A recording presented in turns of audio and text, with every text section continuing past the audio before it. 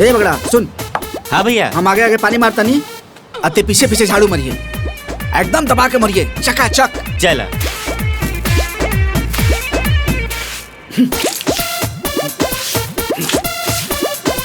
ए पागल हुए का खतर मार जाला, दबा के मार।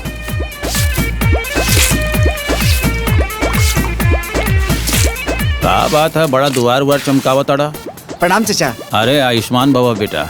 वो कहा कि छोट भाई के बर देखवा लोग के आवन जावन लगा रहता, कब होने से कब होने से, कब कहने से क्या जाता पता नहीं है। ऐसे भोरे भोरे उठ के अम्मी के साफ सफाई करता जा। बहुत जरूरी कर डाला जी। अब मुंह कता रे, जल्दी जल्दी बाहर।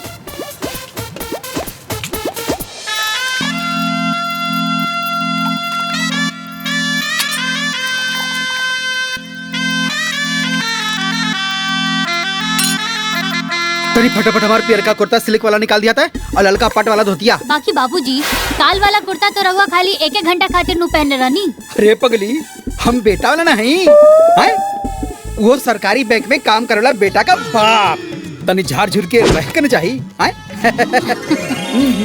ए सुनो तारू। हाँ कपड़वा ना निकल होगा हो। बस निकाला तनी जी। बे कब कह के गनी हम। भाभी इमा में से कौन सा नमकीन चाय पे दिया? अरे बाबूनी, हाँ जो पहले पैकेट खुलल बा ऊ खत्म होई तब ना ई खुलाई। हाँ अरे दुल्हन, हाँ इलायची वाला चाय पत्ती कहाँ भाव? सब क्यों दम धरा, हम सब क्यों के समस्या सुलझावतानी। हाँ रुकी।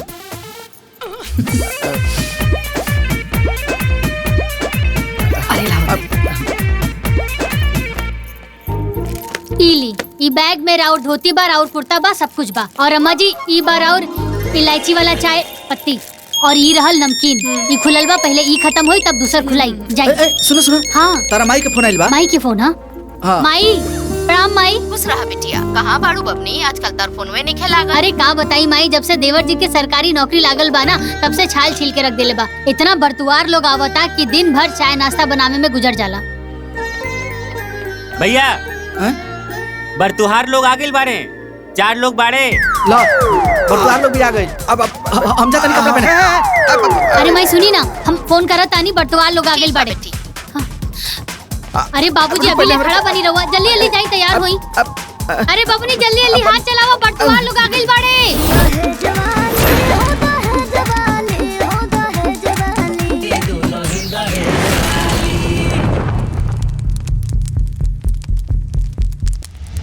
बूझली लाल बाबूजी, 36 गुणगणना बनाता और सबसे बड़ी खुशी की बात तो ई है, केहू के 22 गुण बनेला, केहू के 26 गुण बनेला, और रहुआ के तो 36 गुण बनाता। तो करी अपन बेटा के शादी खूब धूमधाम से। अरे बियाह कैल कोनो हलवा महाराज, सरकारी नौकरी में बा बेटा हमार, आउ हो बैंके के, रोज करोड़ों रुपए गिनेला, कैशियर है कैशियर। रउआ का देव हम का लेब, जब भी फैसला होई तब न बियाह बात होगी। ले जाती ले बोली। अरे लेन देन के बाद तो हम रउआ से कैले नहीं की। देखा गा माँ बाबू, यही गाँव में रघुनंदन के बेटा चपरासी है और त्रिलोकी के बेटा अस्पताल में कंपाउंडर है, लाखों लाख देता डन लोग। बाबूजी हाँ, मदन काका के लड़का रेलवे में स्टेशन मास्टर है, आ चुनमुन काका के लड़का सरकारी कोटा चलावेला। ओकरी तो दुनिया भर के मिला था, भर भर के। अब रउआ लोग बताई हम फुकटा में बिया कह दें? अरे महाराज एक बार बिटिया के फोटो तो देख लें, लक्ष्मी बिया लक्ष्मी, आपके घर उजियार हो जाई। अरे महाराज हर बिटिया अच्छा होले, हमार भाई का कौन बा, सर्वगुण संपन्न, 1 नंबर। अरे सरकारी नौकरी वाला लड़का आजकल मिले तरसन बाबूजी, हैं? दिन में लालटेन लेके घूमे न तबो ना मिली। अरे मुंह मत देखी, सोची। मतलब बिया ना कल जाई। अरे करही खाती तपति होता नहीं। देखी रउआ लोग आपस में सलाह मशवरा कर ली, हमरा के कौनो तय नहीं खे। जब हमनी के बात जम जाई तब बिया हो जाए, ठीक है? अरे महाराज हरल का प्रधान। हाँ अरे रउआ लोग जाई और रउआ लोगन के आवे दी, ठीक बा ना? प्रणाम। आई आई आई आई प्रणाम।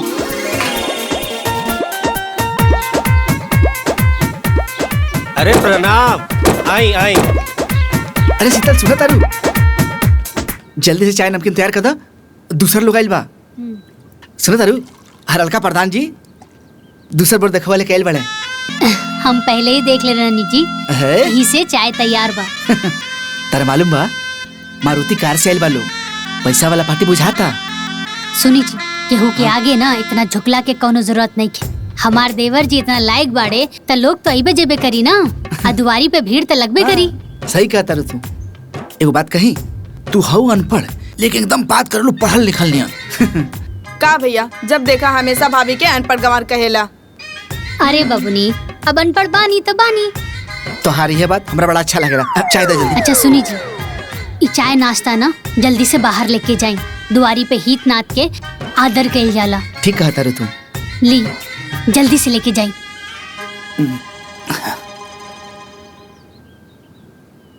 अब देखी ना हरल का प्रधान जी। अब का ई हरल का प्रधान जी के रट लगौले वाला प्रधान कहा ना। हाँ वह प्रधान जी, हमके आवे जावे वाला लोग के स्वागत करे के बा। बाकिर बियाहवा त सोच समझ के ना फाइनल करे के बा। काहे से कि हमार बेटवा सरकारी बैंक में हेड कैशियर बा, रोज करोड़ों रुपए गिनेला। सिर्फ गिनते है ना। अरे लाल बाबू साहब, हम ही कहत रहले बियाहे से पहले दाएं बाएं आगे पीछे सब देखेला। तनी चली ना, कुछ रउआ से बात करेगा बा। आई। अच्छा रउआ लोग आए चाय हाँ, पी। आप लोग पी। आई।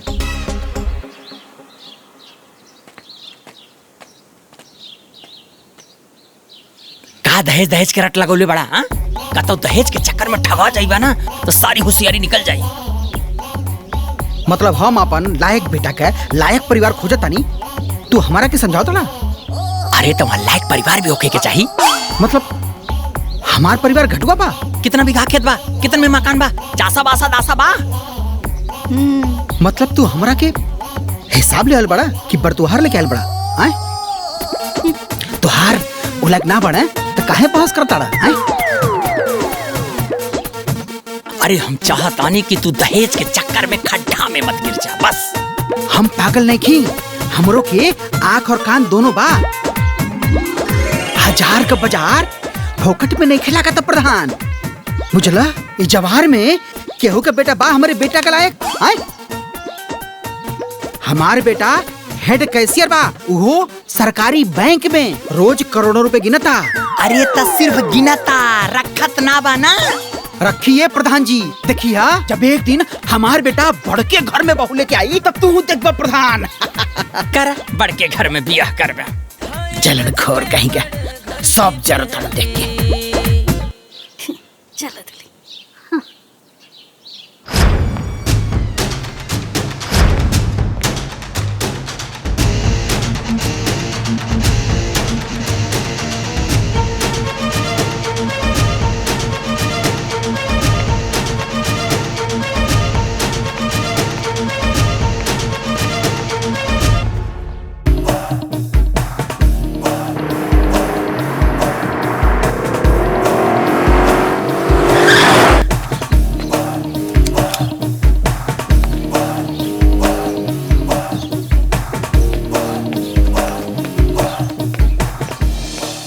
ए माई बड़ा कंजूसर लहसन, पैसे न देत लहसन।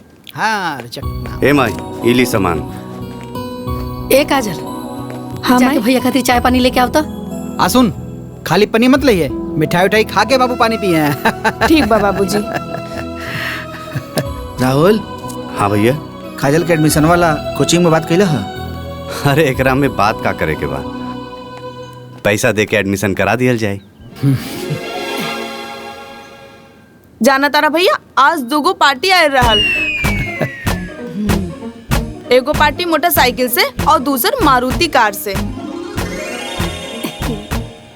एगो पार्टी तो हरलका प्रधान जी लेके आए रहे। हाँ। अरे पगला प्रधान के बात मत कर, हरलका प्रधान के बाबूजी से बगजा कर ले सर। वही कहे ना, सरवा हमारा के चिंदी चोर समझत रहे। अरे हमार बेटा ओले कैले बानू ताव ना बानब का आए कहीं भी हरू गरू के यहाँ अपने बेटा हम बिया थोड़ी ना दे। दमदार पार्टी चाहिए, दमदार। अरे बाबूजी ये सब का तमाशा लगौले बाड़ा। वैसे भी बियाह हमेशा अपन बराबरी वाला में कइल जाला। एकदम बोके हुआ। जब तू वो लायक बाड़ा तब न द्वार पर दौड़ा चलो अगुआ लोग। हैं, हमने के बुला देते हैं बाबूजी। अरे जौन लड़का लायक ना होले उ तो इतना रंग दिखावेले। आ हमार देवर जी लायक बाड़े ता हमनी के काहे ना रंग दिखाई। हाँ भला बताओ, सब केहू अपना बेटा बेटी के बियाह खातिर बड़का बड़का घर खोजेला, तो हमनी के भिखारी खोजी सन। तू लोग तो एकदम फुल प्लान करके बैठल हुआ है बेटा। प्लान ना है, ये हमार किस्मत बा, ये हमारे परिवार के किस्मत बा। तब है ना तू औलाद कैले बाड़ा, तब है ना लोग आके डुमलिया खाता। अरे इतना अकतैला के कौनो जरूरत नहीं के। हमार देवर जी के बियाह एकदम छाट के बियाह होई।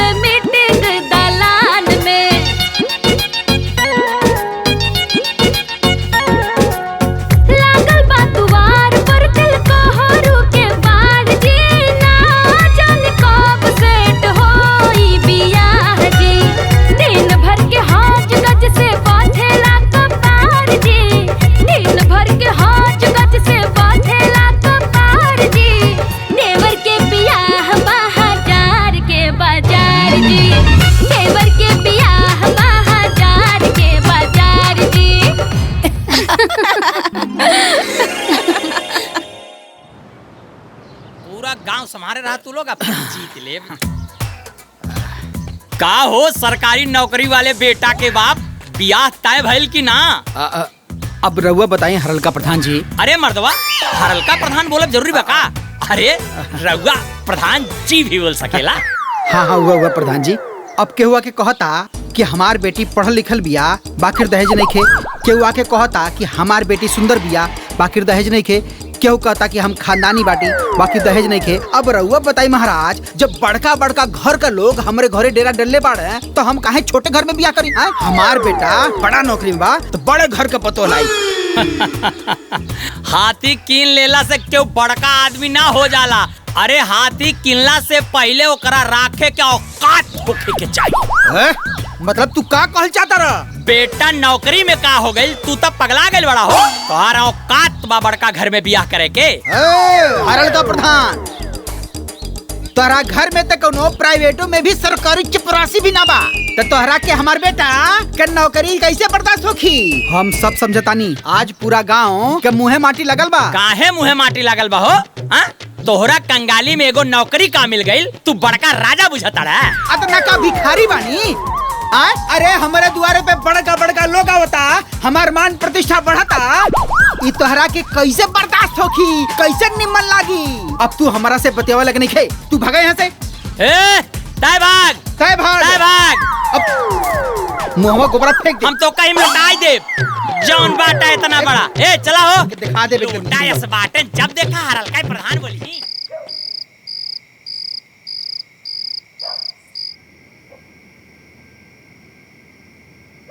सरवाई गांव वाला हमने के इज्जत बढ़ता तो देख के जरता रहे सन। का भइल जी? अरे हऊ हरल का प्रधानवा कहता कि हाथी रखे के औकात चाहिए। अरे ससुरा, हमार बेटा जवार में नाम चमकोले बा, तो राखी काहे अनार होता? अरे बाबूजी, तो ओकरा पास ये सब बतियावे कहे जाता रहा तू? अरे हम बतियावे ना के लनी है, वो तो हम गोबर फेंके के लनी है, तो मिल गई। अरे उनके मन में डाह बा बाबूजी, उनके भतीजा के त पैदलो भी बर्तवार नहीं खियावत सन, लेकिन हमार देवर जी के 4 पहिया से आवत अड़े सन। अरे काहे नहीं हसन, हमार भाई हेड कैशियर बा बैंक में, वो सरकारी। हाँ। एक मिनट, हम रवा लोग से फिर से कह देता नहीं। रवा लोग कार मोटरसाइकिल देखल छोड़ दी, कौनो भी लड़की देख के ब्याह हो जाओ। अरे कौनो लड़की आई, घर बार चूल्हा चौका ये नु देखी। अरे उकामा तो बड़का घर के लड़कियों आके करी। जब हमनी के दिन दशा बदलता तो ते काहे पेच फसावता रे? जब हम सही कहता नहीं तो रवा लोग के उल्टा लगाता। तो जहाँ मन करी वहाँ हमार ब्याह कर दा। अरे ऐसे कैसे देवर जी, जहाँ मन करे तहाँ बियाह कर दा। अरे रउआ जैसन सुंदर सुशील आ सरकारी नौकरी वाला वर पावे खातिर ना त लोग माटी कोड़ देले। देख ली हाँ, गाँव के सब लोगन के चेहरा पे ना माटी पुज जाई जब हमरा घर में बड़ घर के देवरानी जी आई हैं। तू एकदम सही कहा तारू। हाँ। बाबूजी ला फूफा के फोन आयल हा। हेलो पाहुन, प्रणाम पाहुन। खुश रहा। ए लाल बाबू, काल हम एगो तगड़ा पार्टी लेके आवत तानी। हाँ, राहुल के बियाह खातिर। आई स्वागत बा। हाँ, हम समय से आ जाए। हाँ? सुनाओ, पाहुन जी का फोन रहे, कहत रहे तगड़ा पार्टी लेके आवत हमें। देवर जी, हमनी के देवरानी जी ना एकदम छाट के लेके आई।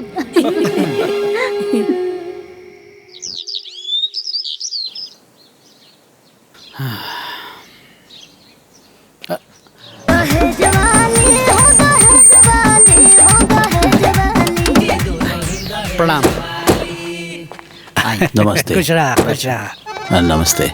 आई चले, बैठी आई बैठी। यहाँ कहीं चंदन बाबू PWD में इंजीनियर हैं, और चंदन बाबू यहाँ कहीं लाल बाबू लड़का का बाप। चाय ली चाय। हाँ ले। ए अम्मा जी, दुल्हनिया के पापा तो इंजीनियर हवन। अरे इंजीनियर की बेटी हिया। ये दुल्हन और तो हरल का प्रधानवा के मुंह में ना कोरिका पुता चाहिए। देखी, हमरा एक्के गो बेटी बिया, बहुत दुलार से पालन पोषण कैले बानी। अब हमरा के ओकर बियाह करे के बा। हम अपना तरफ से कोनो कसर न छोड़ब। अगर रउआ के तरफ से कोनो मांग होई तो बोली। बोला लाल बाबू, दिल खोल के बोला। तोरे बेटा के बियाह बहुत बड़ घर में करवावत बानी।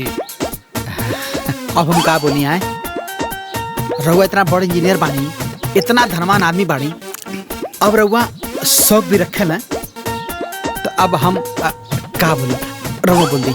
लड़का तो हारा, तू बोलबा कि दूसर के हो। एक मिनट। देखी, हमरा के ज्यादा लाग लपेट करे ना आवेला। रउआ एगो बात बताई, रउआ के गांव में सबसे ज्यादा दहेज कितना मिलल बा?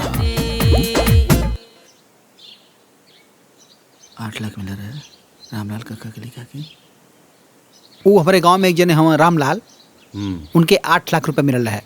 तो हम रउआ के 11 लाख दे।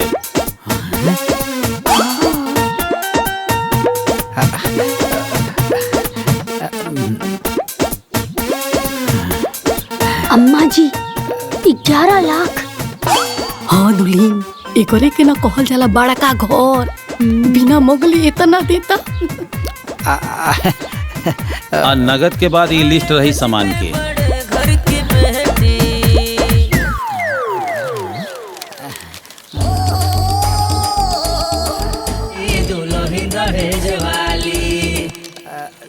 लिस्ट तो बड़ा निम्न बा। आप देखी सब तो ठीक बा, अब अमाउंट तो सब ठीक बा। ये जब कार बा ना, अब हमनी के कार का कौन जरूरत बा। मोटरसाइकिल तो ही बगैर है, वही का रुपया दे देवल जाए। ठीक बा, आगे। और है कपड़ा धोए वाला मशीन, हमरे घरे हाथे से कपड़ा फिचाला, तो ओहो के जरूरत नहीं खे वॉशिंग मशीन के, ओहो के आप पैसा दे दो जाए। ठीक बा, आगे। और फ्रिज तक भी मिल ही रहा है।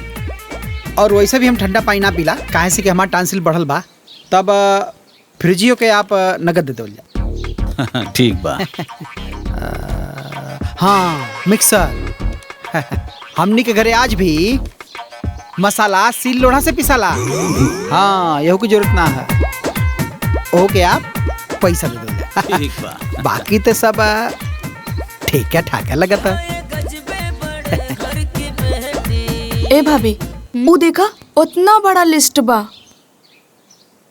ता बिया तय समझल जाओ। अरे अब यहू में कोनो शौक बका। अगर रउआ मन में कोनो और इच्छा हुई तो बोली। अरे नाना महाराज, रउआ तो हमनी के सोच से भी बेसिए देता नहीं। अरे सारा तनी अपने मलकिनों से पूछ लेता कि उनके मन में का है। का हो?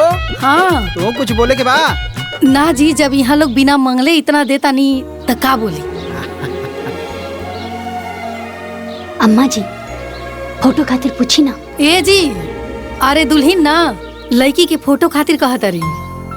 दा दा दा ये अभी के बा, सबके दिखा दा। अब देखी ना, इतना जने आइल ना, इतना जने गइल ना, और कहीं भी बियाह तय ना भइल। हैं? रउआ पट से नहीं, चट से बियाह तय हो गई।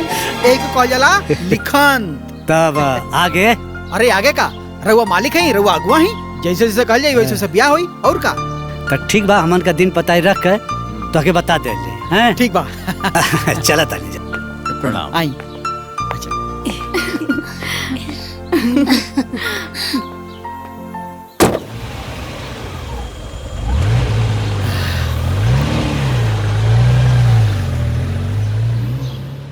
ए बबनी, ये देखा, इनमें किस्म किस्म के फोटो बा हमारे होखे वाला देवरानी जी के। देखा देखा देखा, बड़ी खूबसूरत भी है। ए भाभी, तू तो बड़ा डिजाइनर देवरानी चुनले बारू हो। ये कार बड़ी महंगी लागती है। अरे हमार होखे वाला देवरानी बाड़ी बड़ घर की बेटी बिया, कार बा ओकरा लगे तो कार के साथ फोटो ना खिंचाई का? ए भाभी, ये तो हीरोइनियन फोटो बा। हमार होखे वाला देवरानी हीरोइन नियन ना लागी त के लागी? ए भाभी, हाँ? ये तो गजबे फोटो बा हो। का हर फोटो में तू लोग नुक्स निकाला तारू?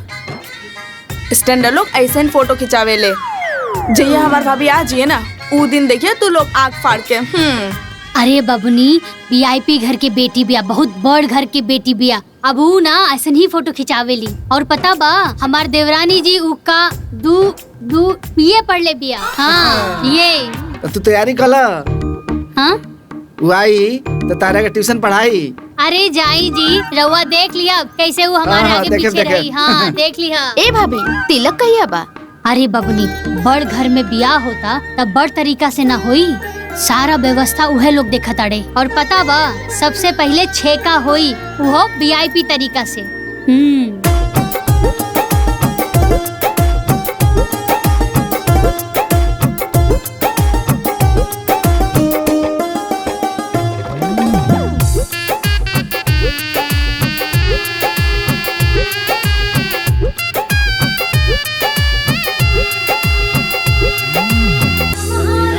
जो लमहरा जूरी पसरी है बिटुआ दुल्हा लमहरा पापा जी के नाम जी तनिका तिलक जन चढ़ई है गुड़िया के पापा हंसी है नगरिया के लोग प्रार्थना कीजिए। पीतल के बर्तन जब देखेली दुल्हा के ए चाचा, इतना स्टैंडर्ड छेका आज ले हम कभी ना देखनी। अरे तो आज देख ला हैं हमार बेटा ओलाक बानू हैं। अरे सरकारी बैंक में कैसी रहे रोज करोड़ों रुपए गिनेला तोरी तरफ से ना। रे गोबरा वीआईपी रिश्तेदार बा तो छेको वीआईपी न होई। हाँ बबुआ ई तो अभी छेका हो बियाह में देखियो। अरे तू कौना हॉल में बारात जाई हल्दी मेहंदी और बारात में सबके बुलावा बा समझला। अरे तो तू कुद कुद के खूब नचिया। बिल्कुल नाचब फूफा जी। हाँ। हमार देवर जी के बिया बा खूब नाचे भमता।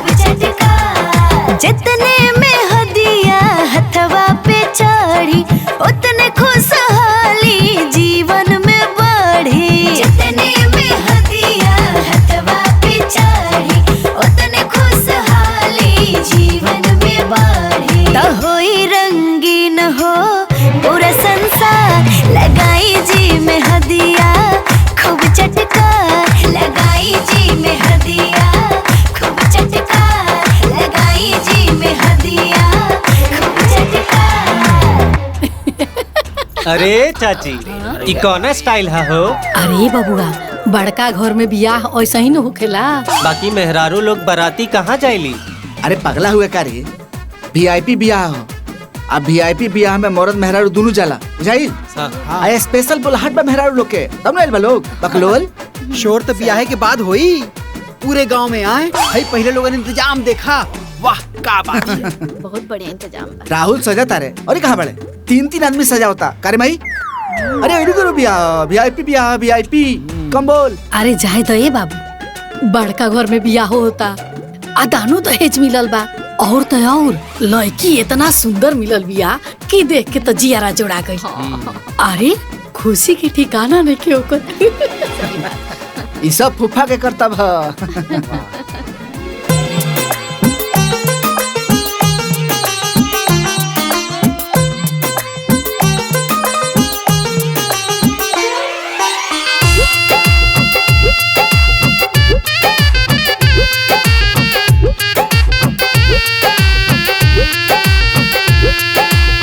धीरे धीरे चलेली बाबा के दुलारी, धीरे धीरे चलेली बाबा के दुलारी।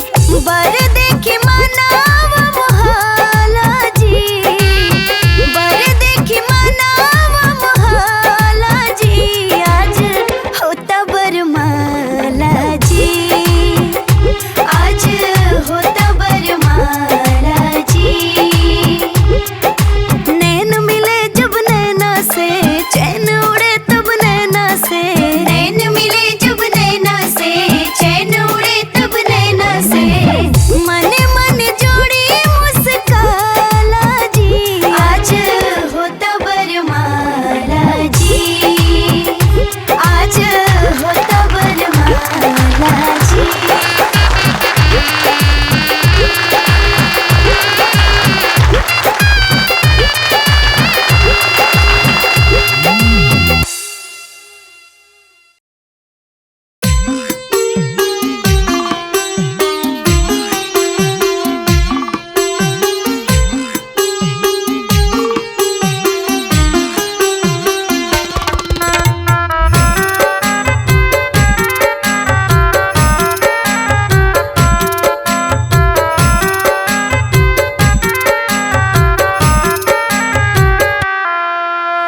आज के रतिया बाबा जागल रहिया, आज सब चोरी हुई हो। आज के रतिया बाबा जागल रहिया, आज सब चोरी हुई हो।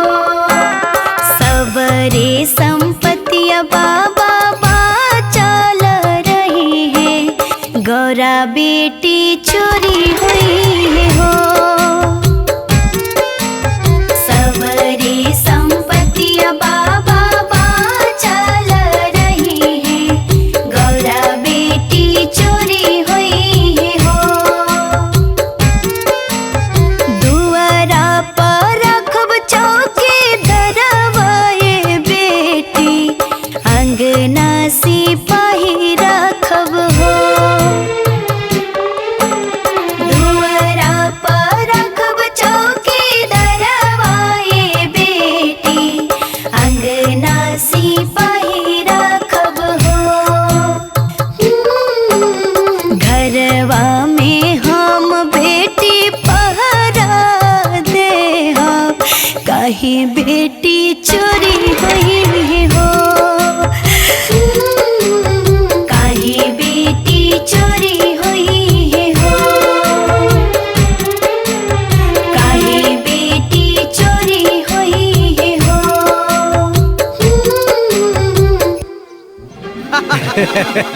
अरे बाप रे बाप, हे भगवान। भाई देखा ना, भाई सबके खातिर कुर्ता, भाई सबके खातिर धोती, और तो और जितना बराती गए हैं सबके एक कंपनी का घड़ी सबके देले बा, हर बराती के देले बा। आहा, मन प्रसन्न हो गई। ऐसन बियाह कहीं देखने पड़ा लोगन? अरे महाराज ब्याह के करौले अरे एकदम सुपर बार रिश्तेदारी, सबके खातिर अलग अलग व्यवस्था। सही बात बा। अरे मामा एक नंबर के संध्यान मिलल बा बाबूजी के। सही काला बेटा, एकदम स्पेशल। और तो और जे लोग देख के हमसे जरूरत रहे ना, ओकरे मुंह पे करिखा पोता गेल होई, करिखा। तनी सुना, 4 ठो मिठाई ना भेजवा दिया ओकरी के हम। जब मिठाई का स्वाद चखी ना, ओके अंदाजा हो जाए कि कैसन घर में बियाह भइला। अरे बेटा, अगर इतना अकल हो तब प्रधानी न जीत जात। सही कहते, सही कहानी। मालूम है पापा जी, माई खूब उर्दू कैलस एकदम गर्दा। अब रहुए सब बताई, हमनी के तो ठहरनी पुराना जमाना के हमनी के का पता बा कि हल्दी कैसे होखेला, मेहंदी कैसे होखेला और हईबर माला। अरे बड़का बड़का में होइबे करेला। ए राहुल कमाई, तू बड़े घर के बेटी का सास बनिए गई लो। आ तू ससुर महाराज। ए काजल। हाँ बुआ। तनी एक गिलास पानी लेके आवा, बड़ा जोर से प्यास लगल बा। ठीक बा, लेके आवा तानी।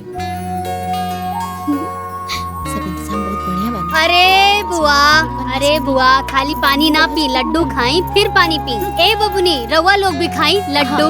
अरे देवर जी के ससुरारी से आइल बाली। हाँ, 2-4 गो लड्डू खा के तू पानी पी लो। ऐसे कि ब्याह में नाच नाच के देह में कमजोरी जा गई हुई। अब ऐसी मत बोली, घर में भवे आ गइल बा, अब डायरेक्ट आंगन में आवल छोड़ दी। ए फुआ देखे तारे, छोट भाई के ब्याह का भइल, हमरे घर में हमरा पर नो एंट्री के बोर्ड लग गई। नींबू पानी पुराना रीति रिवाज। अब खड़ा का बानी, जाई ना दुआरी पे। अरे जाता नहीं तो नहीं कर लोगन। अब जाए तो दुल्हन तोहू के आराम मिल गई। हाँ मामी, 2.5 साल से नैहर ना गइल रहनी, अब छोटको आ गइल बा तो 10 दिन खातिर नैहर होके आई। ए भाभी, कन्या के मुंह ना दिखाईबू। अरे बबनी बदकही में तो हम भुलैया गई नी। अभी हम तैयार करके लेके आवत आनी, तब तक लड्डू खाई रहा लोग। अरे बबनी खा लाना जल्दी से। अरे वो खाई ना दीदी। छुटको। अरे देवर जी, वो का करत आनी? अरे जाई दुआरी पे। काहे भाभी? दुआरी पे हित पाहुन बैठल बा, का कही लोग, जाई। हाँ ठीक है।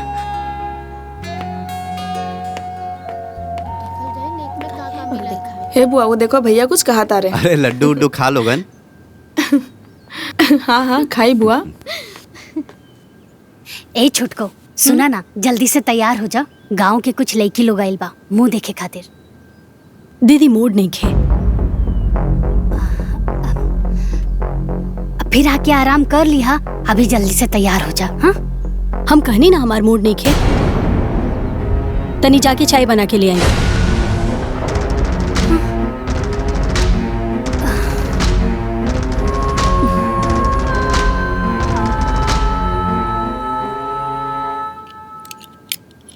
ये का करतनी जी?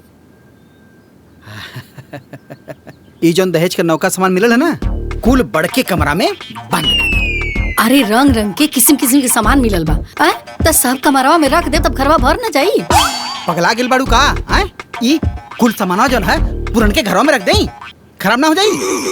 अरे जब हम नया घर बनवाई तई कुल सामान वो घर में रखा, ठीक बा ना? काहे से कि हमार बेटा सरकारी बैंक में बा, वो कैशियर रोज करोड़ों रुपए गिनता है, तो ऐसे ऐसे ना रखाई।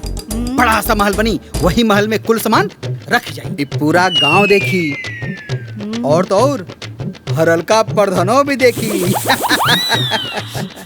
बुझलू? हैला चाबी रखा संभार के, ठीक है ना? ठीक बा। का करी अम्मा जी? ही आई ना। हाँ दुलेन, अरे जल्दी आई। का भइल हो? काहे परेशान बड़ो? अम्मा जी, हम छुटको के कहनिया कि तैयार हो जाओ, मुंह दिखाई करे के बा। हमरा की झट से जवाब दे देलस, हमरा की तो काठे मार देलस। का कहलसी हो? कहतिया हमार मूडे नहीं खे। का? ओकर तबीयत ठीक बानू? अरे बैठ के मोबाइल देखत है। अब का होई अम्मा जी? गांव की लड़की लोगन के सामने तब बेइज्जती हो जाई। दीदी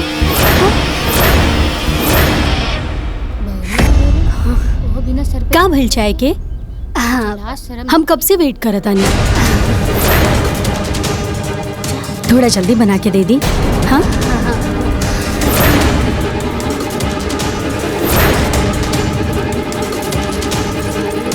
ए काजल। हाँ माई। अरे छोटकी भौजी के ना माथा में दर्द बा, तनी चाय बना के दे दे। अच्छा देत बानी। चलल जाओ का? कुछ लाज शर्म नहीं का? ए भाभी, नाई की कन्या के तबीयत तो ठीक बनू? वो का बाना कि बड़ घर के बेटी बिया, चाय पिए के आदत बा। रवा लोग बिहाने आइम। हाँ अभी जाई। ठीक। हाँ हाँ ठीक बा, चलो बिहाने जरूर रही लोग। हाँ चलिए बुआ। चलो ए बहन। आपकी चाही जैसे जीत ले दी हरलका प्रधान के बदनामी हटाई दे। अरे कहाँ गई रहलू बच्ची लोग? दुल्हनिया देखे गल रहनी हरल का प्रधान चचा। अरे प्रधान चचा भी कह सकेलू, अब हरलका प्रधान बोलब जरूरी बा का? अच्छा वो है कन्या देख के आवता नहीं। अच्छा त का सही उ दोनों बड़का घर के हईं? तबे तो वो बड़की पतोहिया से चाय मांगतिया, वो भी अंगना में खड़ा होके। अच्छा और काका भइले? अरे चाचा कन्या अंगना में खड़ा होके कहतिया हम कब से वेट करत तनी, चाय अभी लेना आइल। अच्छा हाँ चाचा सभी लोग लजा गए। चल रे नया जमाना के नयका पतोहिया। हम कहनी है कि दहेज के चक्कर में ठगा जाइबा सरऊ, लेकिन ना हमसे अंग्रेजी बतियावत रहे। कंजूस मक्खी चूस। बेटा के बियाह में तक दीवाल में रंग लगा न पहले, आज तक पपड़ी छोड़ता है? बेटा नौकरी का पागल सकरी तो फूल के हनुमान जी हो गईलन, अपने औकात से बाहर चल गईलन। हाथी सब केहू कीन सकेला लेकिन ओकरा राख ना सकेला। भोगा सारे अबे और भोगबा जब आइबा हरल का प्रधान जी तब तो का हम बताई। चलो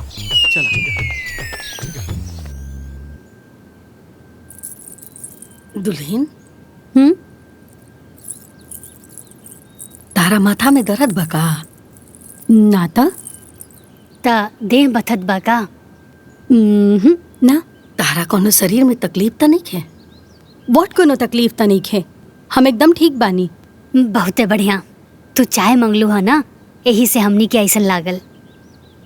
ओ ए दुल्हन वो कहा ना कि घर के सारा रिश्तेदार अभी इजे वालों, हम चाहत रहनी है कि तू चूल्हा पुजाई के रस्म कर दे तू, अब बढ़िया बढ़िया खाना बना के सबके खिला दे तू, तब बढ़िया रही। वोट बढ़िया रही, हम काहे बना के खियाई? उधर आओ रिश्तेदार है ना, तरवा खिलाई।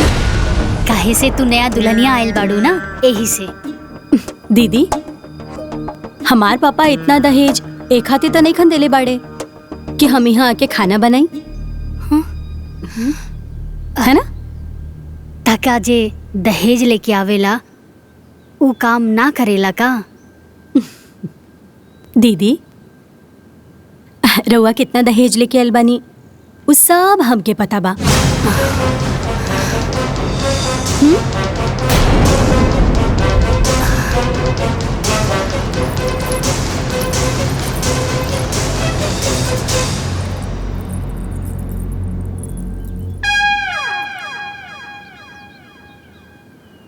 ए अम्मा जी वो कैसन बोलत या जी? अरे उता ठीक बा, अब ई सोचा कि इज्जत रही कैसे। माई फूफा के बुला के पूछल जाए ऐसे घर में कैसे ब्याह करा देनी? अगली पसंद हमनियों का न कले बानी सन। अम्मा जी अगर घर के इज्जत बचावे के बा ता लोग से झूठ तो बोले की पड़ी ना। ए दीदी कन्या के चूल्हा पूजन करवा देती तो हमनियों के अपना घरे दुआरे चल जाइब जा। अब कितना दिन चूल्हा पुजाई के इंतजार करबू? काहे दीदी? का है ना मामी जी, सब घर के अलग अलग नियम होला। छुटकी के घर वाले कहवले बा कि 1.25 महीना ले छुटकी चूल्हा ना पूछे। काहे? अब सबके ना सहाला ना। ना ओसे का भइल? अब ई सब खातिर केहू के घर के नियम तोड़ल ठीक नहीं खेलो। 1.25 महीना बादे चूल्हा पूजी। हमनी के तो आना जाना लागल रही दीदी, अब कब ओकरा हाथ से बनवा के खा ले हल जाई। हाँ मामी 1.25 महीना के तो बातें बा, सब केहू के बुलाई आ रउआ के भी आई के बा। ठीक बा। अच्छा चलिए चलो।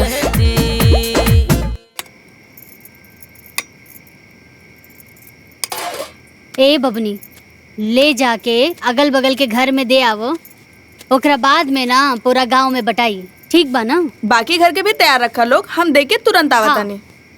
लेके जाओ लेके जा जल्दी से। ए अम्मा जी और केकरा घर में जाई? ए दुली जेकरा जेकरा घरे भेजे के बानू ओकरा घरे भेज दा। अरे हमार ते एकर बुद्धि विचार व्यवहार देख के ना गाछी पे चढ़ल मन भुइया गिर गई। का हो घर भर गई ना? भौर भर गई। अब इज्जत बाचे तो जानी का? अरे का बताई हम रउआ के, हियाज के आइल कनिया चुटू चुटू जवाब देतिया। का बोलतिया? का बताई बाबूजी की का कहतिया? अरे मुंह दिखाई के भइल त कहतिया हमार मूडे नहीं खे। और जब चूल्हा पुजाई के भइल त कहा तारी कि हमार पापा जी इतना दहेज खाना बनावे खातिर थोड़े ना देलन। ऐसा कैसे? त जा ही जाके पूछी। माई अरे हाँ बबुआ। पूरा शादी बियाह रउआ लोगन के मर्जी से भइल बा। रउआ लोगन खुश तो बानी ना? अरे हाँ बेटा, अब खुश ना रह जा तो कब खुश रह जा? लाखों में एक समधियाना मिलल बा और करोड़ों में एक पत्तो मिलल बिया। देवर जी हमार देवरानी ना एक नंबर बाड़ी। अरे रवा एजा का करत बानी, जाई जाई आराम करी।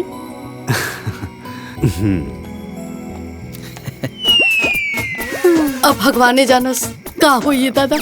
अरे कुछ ना होई, अभी नया नया बिया, सिस्टम समझ में आई, सब ठीक हो जाई। ठीक है ना? हाँ? ए अम्मा जी ठीक हो जाई ना? भगवान जानस सुधरी की ना।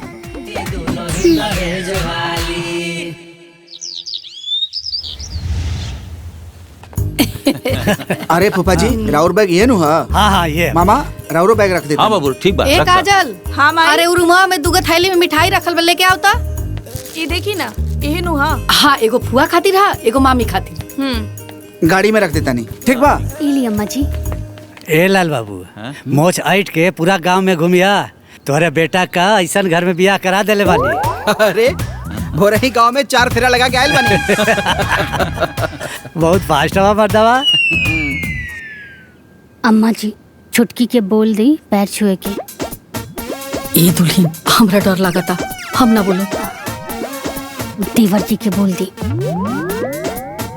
राहुल सब केहू जाता लोग।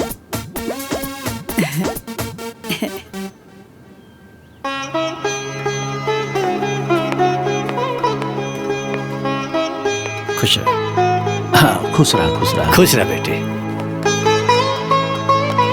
खुश रहा खुश रहा। खुश रहा। संस्कार इतना सुंदर बा तो गुण कितना होई। बड़ा नीक बहू मिलल बिया। खुश रहा। अच्छा हम जाता नहीं। हाँ ए बाबू कहाँ जाता नहीं? बैंक जाए के बा, छुट्टी नहीं खेनू। ए बाबू तनी छुट्टी मिले तो हमरो के यहाँ आके घूम जा। हाँ मामा जी जरूर। अच्छा अभी हमरा के देर होता, हम जाता नहीं। हाँ ठीक।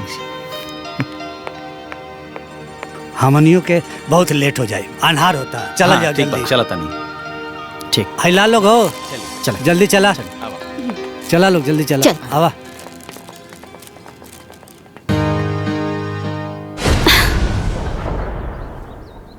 भगवान के दया से सब बढ़िया से हो गया। पतो बड़ा निमन मिलल बिया, सुंदर सुशील। ठीक बा दीदी। चला तनी। बेटा सब रखा गेल कुल? जी खुश प्रणाम खुश फूफा जी। रह, खुश रह, खुश रह। प्रणाम। प्रणाम मामा। चला जाओ, बैठा जा। नमस्कार हाँ, बेटा। प्रणाम दीदी। प्रणाम फूफा, प्रणाम मामी। खुश रहा। प्रणाम खुश रहा। प्रणाम। चला चला।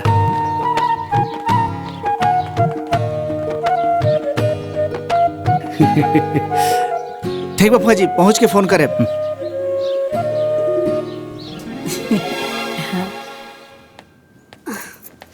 आज सबके विदाई करे में नहाए में लेट हो गई हमरा। ए दुल्हन। हाँ अम्मा जी।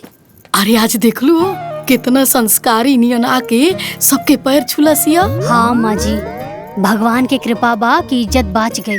भगवान करस ऐसे ही ओकर अकिल बुद्धि बनल रहे। देख लू हाँ आज भोरे भोरे कैसे नहा धोले लसिया। अरे 2 दिन से ओकर हाव भाव देख के तो मन में बड़ा सदमा लाग रहल है, लेकिन आज ओकर भाव स्वभाव देख के मन के बहुते शांति मिलल है। हाँ। जा जा जाके नहा लो। हाँ अम्मा जी, हम नहा के आवत है।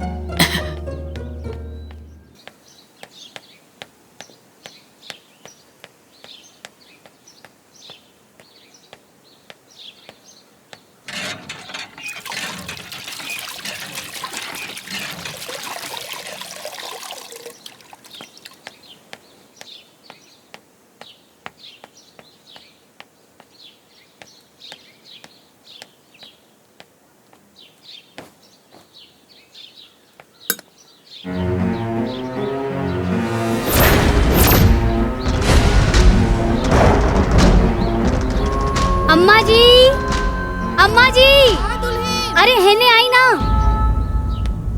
का भइल हो? हाई देखी। अरे पसारे भुला गई होई। अरे ई बिना धोले बा अम्मा जी। हाँ रुकी, हम उनका से पूछ के आवतनी। ई कौन चाल है कि बड़ जेठ हो के उनके कपड़ा धोई का? उनके पापा जी के नौकर ना हूँ ना। अरे ऐसा बात नहीं किए, हमारे पतो ऐसे नहीं कर सकत। बुझा था उ धोवे खातिर भुला गई होई। अच्छा ठीक बा, त अब होई का? अरे दुल्हीन हम जाता नहीं ओकरा समझावते ना। चला आवो लोग। आवा लोग मतलब रवा अकेले जाई समझाई ना। दुल्हीन तू हमारे साथे चलबू तो तनी हमरे हिम्मत बना रही ना। पक्का बा कि धोए भुला गई होई। बात तो ऐसे करता नहीं जैसे बड़का सियार आ गई हो घरवा में। चलिए। हाँ चला।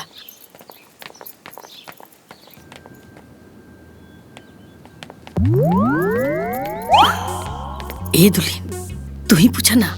हम छुटको। अरे का भइल? छुटको शायद तू नहा के ना अपन कपड़ा सही छोड़ के आ गईलू। अच्छा अरे दीदी वो धोए खातिर बा। त चल के धोला। हम काहे धोई? हाँ काहे की राउर कपड़ा हा? अरे ओसे का भइल? हमार पापा हमरा से कपड़ा धोए खातिर, बर्तन धोए खातिर, झाड़ू पोछा लगवावे खातिर, एक खातिर वालों के दहेज थोड़े ना देले बाड़े। अब समझ में आई ना? का समझ में आई? अरे दुल्हीन तार पापा इतना दहेज एक दिन थोड़े ना दिले बने। तू आके एजा कपड़ा धोआ काम करा। छुटको ता फिर तहार कपड़ा के धोई? ला रवा लोग। जेठानी को टेंशन ये दे रवा लोग। ठीक बा। ससुरा वालों को भाव नहीं दे। अरे बाप रे बाप, अब का करी? ए दुल्हीन बुझा था कि एकरा माथा पर भूतवा चढ़ गई। दादा देख लू सुटुर सुटुर जवाब देतिया। आज भैया के आवेदा इनके नाटक सब बताई हम। चुप कर, मारा बैसन थप्पड़ ना मुंहे लाल हो जाई। ई जोन करत आरी ओकरा के बतावल ना जाई। ए बबनी अगर हमनी के बताइब सन ना तो हमनी के 4 गो सुनब भी सन। वो तो कहता रहलन हा कि अपनी बराबरी के परिवार में रिश्ता करे के, लेकिन हमनी के ना भूत चढ़ल रहे बड़का घर में रिश्ता करावे के। सही कहता रुए दुल्हीन। अरे हमनी के अपने जाल में अपने फंस गए बन जा। तो इनके कपड़वा के धोई? ए बेटा उ तोर बड़ भौजाई ही है ना, तू ही धो दे। हम ना धोए। जय दलो हम ही धो दे। अम्मा जी रिश्ता तय करावे में हम तो रहनी ना, रउआ रहे दी हम धो देतानी।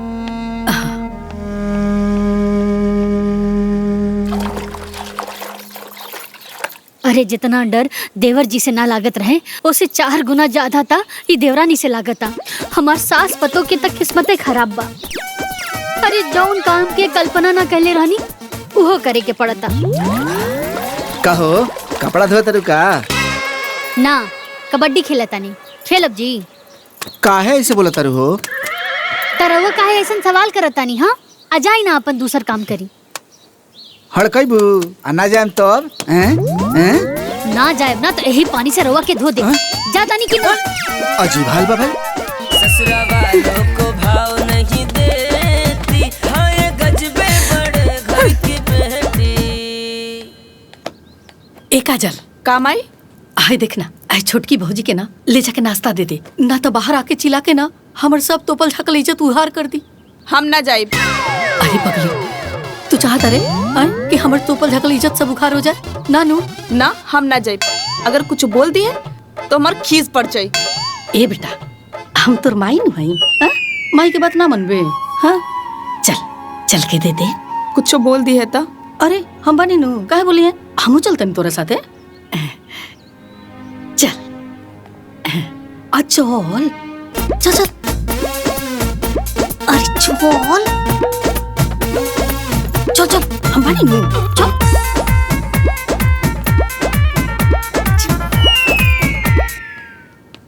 भाभी नाश्ता। नाश्ता में का बनल बा? पूरी सब्जी। छी पूरी सब्जी मॉर्निंग में के खाएला? हमरा सूट ना करेला। हमरा खातिर दही कचौड़ी लेके आई। बाकी बनल तो इहे बा। व्हाट? बनल तो इहे बा। हम कोनो जानवर तो नहीं खी कि हमरा के जॉन ऑफर होके हम उहे खाए है ना। हम का करी भाभी? व्हाट? तो हम का करी भाभी? जाई जाकर बना के लेके आई दही कचौड़ी, सिंपल।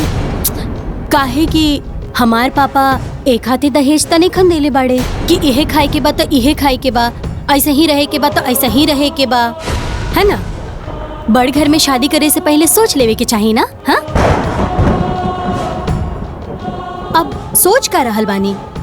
जाई। हेलो। हाँ भाभी। दही में शुगर डाल के लेके आई। ओके।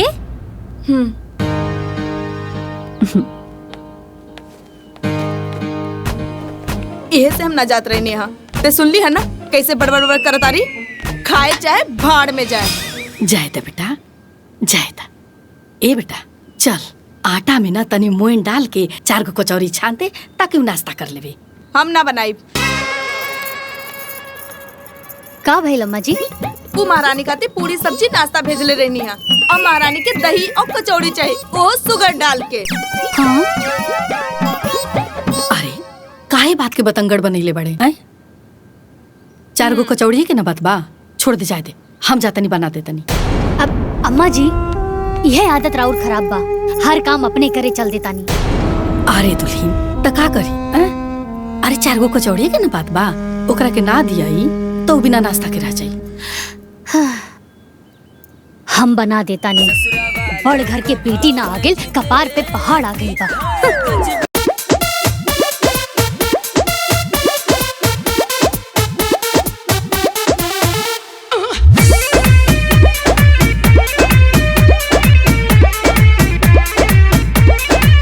लेके आइली दहेज साथे पलंग कुर्सी मेज नई हर से। लेके आइली दहेज साथे पलंग कुर्सी मेज नई हर से। एकर देख के पुटानी सब कर बढ़े परेशानी। ससुरा वालों को भाव नहीं देती। हाँ ये गजबे बड़े घर की बेटी। ससुरा वालों को भाव नहीं देती। हाँ ये गजबे बड़े घर की बेटी।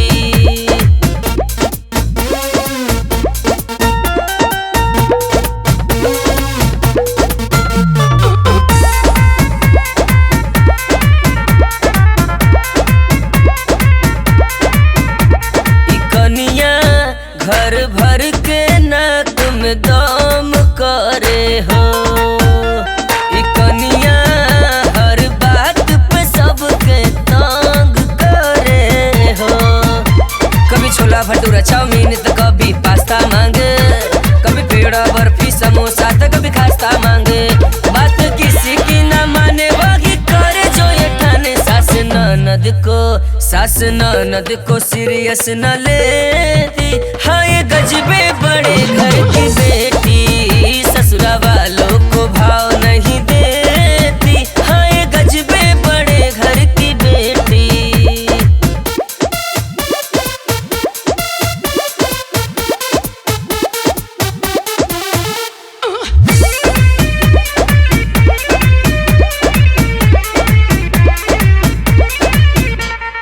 कनिया बड़का घर के रुबाब दिखावे। कनिया दहेज के हिसाब बैठावे। बोलो कभी जूस मांगे कभी लस्सी तो कभी मांगे पिज्जा। करे अलग अलग फरमाइश सबका हुआ नतीजा। चाहे बड़ा हो या छोटा असर कुछ भी न होता। जेठानी को टेंशन ये देती। हाँ ये गजबे बड़े घर की बेटी। ससुरा वालों को भाव नहीं देती। हाँ ये गजबे बड़े घर की बेटी। बाप रे बाप, खतरनाक है ये तो।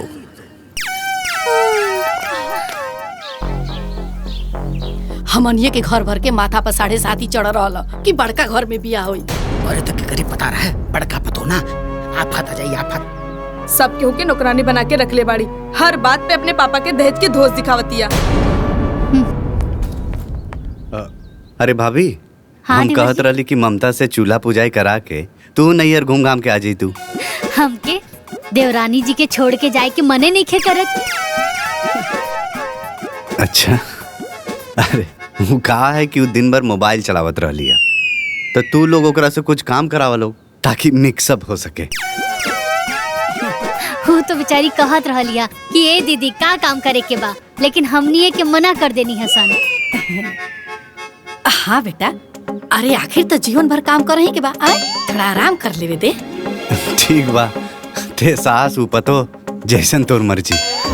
अच्छा भाभी, बाजार से कुछ लावे के बा? अब नया नया कन्या आयल बा घर में, ओकरा पसंद के चाय बिस्किट नमकीन मिठाई जौन सही लगे लेते आइहा। ठीक बा।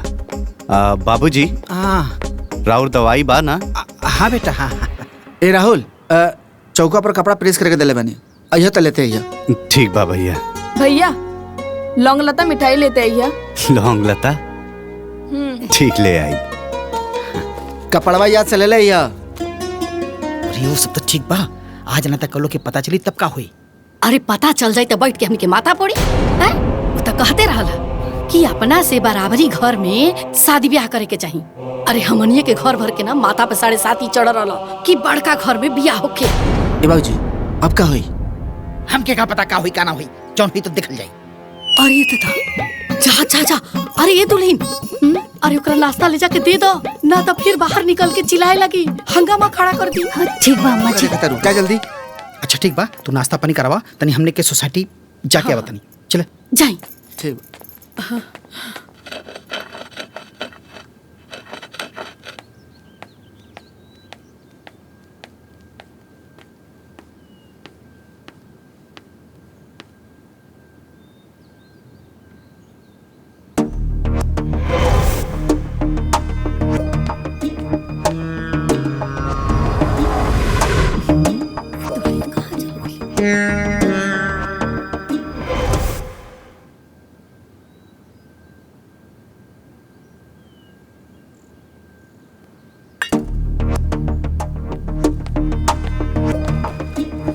अरे ये काजल, हाँ माई, छोटकी भाभी के देखले हा कहाँ बाड़ी? हमके का पता कहाँ बाड़ी? हमेशा उल्टे बोलत रहेले।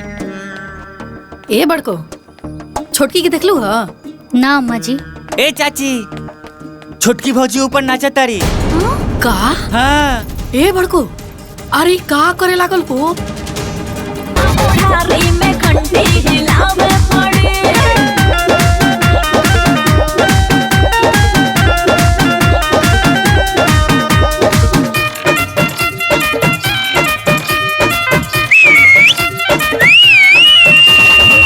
जब जवानी में फाटेला जोरवा हो मनोए ने ओने खूबे। अरे कुछ करे दादा, न तो इन घर के पूरा इज्जत के नाश कर दी। जब बुढ़ाई के दिनवा आवे, आज बमस्ती तो लूटला जमक।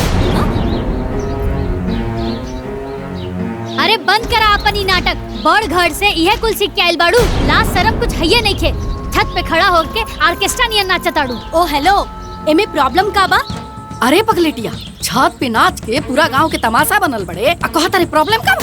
लौकत नहीं कि घर के चारों तरफ तमाशा लागल बा। शट अप, हमरा से अननेसेसरी बात एकदम ना होके के चाहिए। हाँ? और वैसे भी लोग से हमके का करे के बा? हाँ? हम अपन काम करतानी, बस बात खत्म। अरे काम ना हई, हाँ? इज्जत के तिलांजलि है, प्रतिष्ठा के नाश है, बुझात नहीं खे का? हेलो, हमरा के रउआ नियन अनपढ़ औरत से लेसन लेवे की जरूरत नहीं खे। हाँ? और वैसे भी हमार पापा एक हाथी दहेज नहीं खंदेले बाड़े कि तो लोग जैसन आलतू फालतू लोग के बात सुने। फालतू में आके दिमाग खराब कर देली, रील के सत्यानाश हो गई। अब हटी।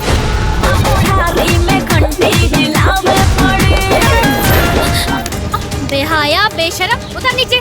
चल उतर नीचे, उतर नीचे, उतर नीचे, चल उतर नीचे, उतर नीचे। ढेर दिमाग खराब हो गइल भाई। तू लोग का तमाशा देखा तारा? भागा यहाँ से, यहाँ तमाशा लगल बा। भागा यहाँ से, भागा। चलो भौजाई के संभाला, हमनी के कहा तमाशा देखत नहीं जाए। हमरा ना पता रहे कि हमार पापा ऐसन जाहिल गवार अनपढ़ के बीच हमके भेज दी हैं। अच्छा हाँ, सरे आम छत पे नाचे वाली हमनी के जाहिल और अनपढ़ कहतिया। सुना, बहुत हो गल तोहार ड्रामा, अब शांत रहा न त दिखा देब कि जिठान का होली। ओ हेलो, हम कोनो एरू गैरू नत्थु खैरू औरत नहीं की जकरा के तू लोग आपन उंगली पे नचैबा। अरे हो गई ला दुल्हन, बस करा लो। ए दुल्हन मत लड़ा लो, चुप रहा लो। अरे इतना दिन से बर्दाश्त करतानी ना अम्मा जी, लेकिन अभी कपार पे चढ़ के नची है तो कैसे बर्दाश्त हुई? व्हाट, कपार पे चढ़ के नाची तो कैसे बर्दाश्त हुई? हाँ, हमार मन हम जहाँ चाहे वहाँ नाचे। जी तहार घर ना हा कि तू आपन मन मर्जी चलेबू। अरे चुप कर रे, तेहू बोले लगलीस। अरे गांव के लोग सुनिए तो का कहिए। अरे ये बात के लाज कई बड़ी घर की बेटी के होके के चाहिए ना अम्मा जी। एक्सक्यूज मी, हमार घर के बराबरी करे के तू लोगन के कैपेसिटी भी नहीं खे। और वैसे भी हमार पापा तू लोगन के औकात से ज्यादा दहेज एक हाथी देले बाड़े कि तू लोग हमार गुलामी करा। अरे आग लागो ऐसन दहेज में। अरे बाप रे बाप, का करिए दादा, चुप करा सना रे। अरे ये दहेज वाली के चुकराई ना अम्मा जी, और इनकर मुंह बा हमनी से गुलामी करावे के। व्हाट, मुंह बा गुलामी करावे के? ई बात ना दहेज लेवे के पहले बोले के चाहत रहे। अरे छुटकी दुल्हन, हम तर हाथ जोड़ता नहीं, चुप कर। अरे काहे सरेआम हमनी के इज्जत में आग लगाओ तभी। अरे अम्मा जी, रवा एकरा सामने काहे हाथ जोड़ता नहीं? अरे दुल्हन, तेरे सामने हाथ जोड़ता नहीं। तू ही चुप हो जा। माई देखत नहीं के इनका के आपन दहेज के कितना घमंड बा। हाँ, अरे वह दहेज के घमंड में तई पगलाइल बिया। एक्सक्यूज मी, पगलाइल नहीं की। तू लोगन के ना बकबक और बकवास से हमार दिमाग हैंग हो गइल बा। शांत शांत, ठीक बा। अम्मा जी, हमरा के अनपढ़ गवार जाहिल लोग से बात करे के नहीं खे, ठीक बा? हमके चाय चाहिए। हाँ? हमरा के चाय चाहिए, बड़ी आई चाय वाली। हाँ?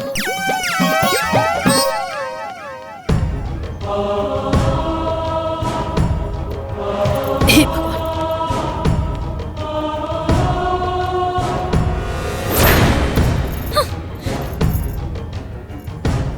अब का करिए दादा?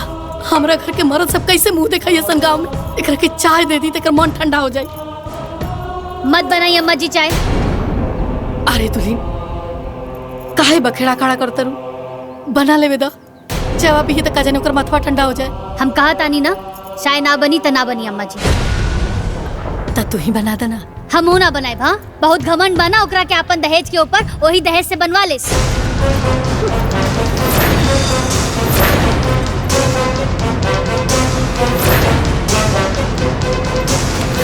का कहनिया? Repeat it again. ओह, अनपढ़।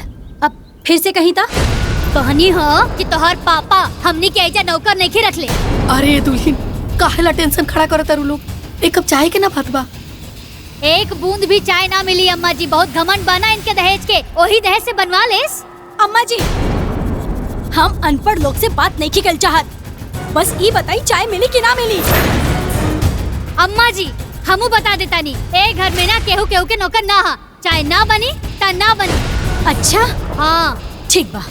तो आज तू लोग के औकात दिखावा तनी। आज सबके क्लास लगवाई, देखिया। बड़ी आई दहेज वाली। हमरा से पंगा ले ले बाड़ू ना। चाय पी दिखावा तनी। चाय ना बनी ता ना बनी। हे भगवान,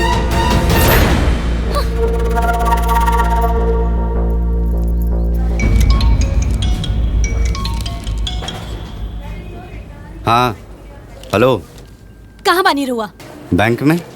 देखी, रउआ घर के लोग हमरा खाती चाय नहीं बना के देत। अरे तो तू बना ला। व्हाट, तू बना ला? हमार पापा एक हाथी दहेज दिल बाड़े का कि हम अपना खाते खुद चाय बना के पी। देखा, हमके नहीं मालूम, या तो रउआ बाजार से चाय लेके आई या तो खुद आके हमरा खाती चाय बनाई। लेकिन हमरा के चाय चाहिए तो बस चाय चाहिए।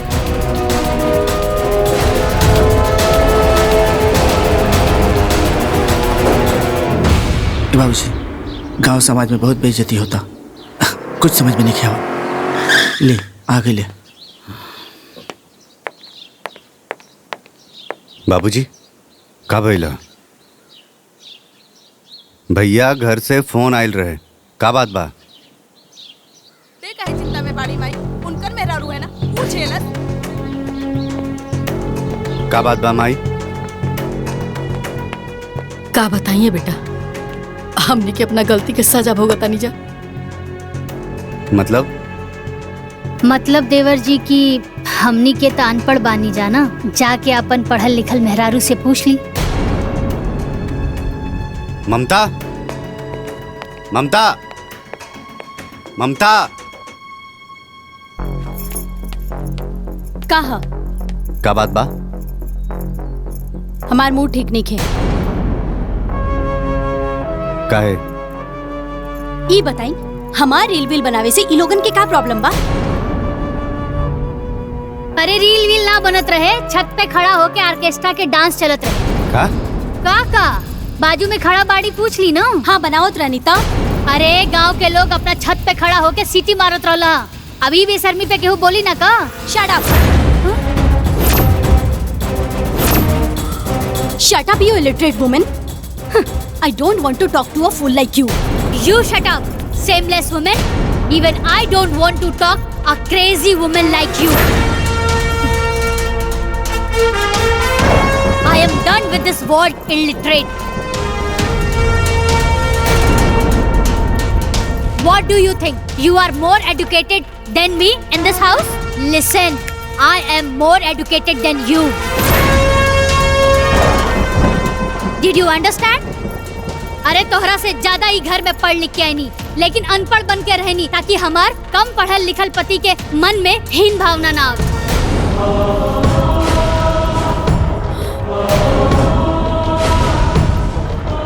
अरे एजुकेटेड पीपल के अंदर कल्चर होला, लेकिन तू कौन पढ़ाई पढ़ के आयल बाड़ू कि सबके नीचा दिखावत अड़। जहिया से तू आयल बाड़ू तहिया से तोहार जूठा थाली धोवत बानी सन, एकर कपड़ा धोवनी हम, आपन बेइज्जती बर्दाश्त करत बानी सन, सिर्फ और सिर्फ एक खातिर कि ई घर के प्रतिष्ठा बनल रहे और तोहार पापा जी के मान सम्मान बनल रहे। माई, भाभी का कहता रही? हाँ बेटा, बड़के दुल्हन जॉन कहतरी सब सच कहतर। अरे मुंह दिखाई से मना कर देली, चूल्हा पुजाई से मना कर देली, रोज नया नाटक इनकर, हमनी के हर नखरा इनकर झलत रहनी जा, हर बेइज्जती साथ रहनी जा, ताकि इनका मन में शांति मिल जाए।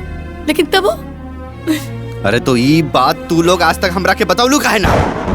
डर से बेटा, डर से। काहे से तू मना करत रहला ना कि बड़ घर में बियाह मत करा, लोग अपना बराबरी में बियाह करे के चाहिए, लेकिन हमनी के तार बात ना मन्नी जा। अरे हमनी के का पता रहे कि ऐसा बड़ घर से विपत पतो उतार ले जा। ओ हेलो, का विपत पतो? हाँ, का विपत पतो? हमार पापा दहेज एक खातिर नेखन देले बाड़े कि हम नौकरानी बन के एजा काम करी।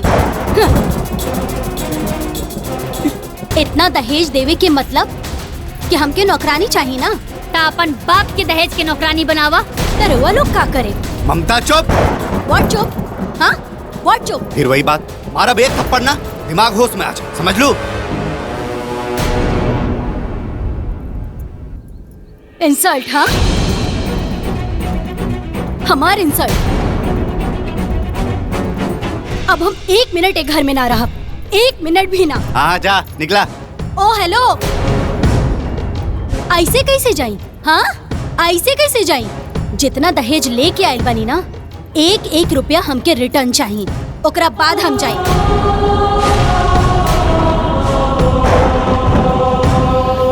डन। तहार 1-1 रुपया और तहार दहेज हम रिटर्न कर दे। बाकी तहार जैसन बदतमीज लड़की जौन हमारे फैमिली के रिस्पेक्ट ना करे, हमरा के ना चाहिए। जा, निकल यहाँ से। अरे ऐसे कैसे चल जाई? आपन दहेज लेके वापस? हमनी से गुलामी करौले बिया, हमार गुलामी करे के पड़ी, ओकरा बाद जाई। ओके फाइन, काल हम अपने पापा के एजा बुला ले।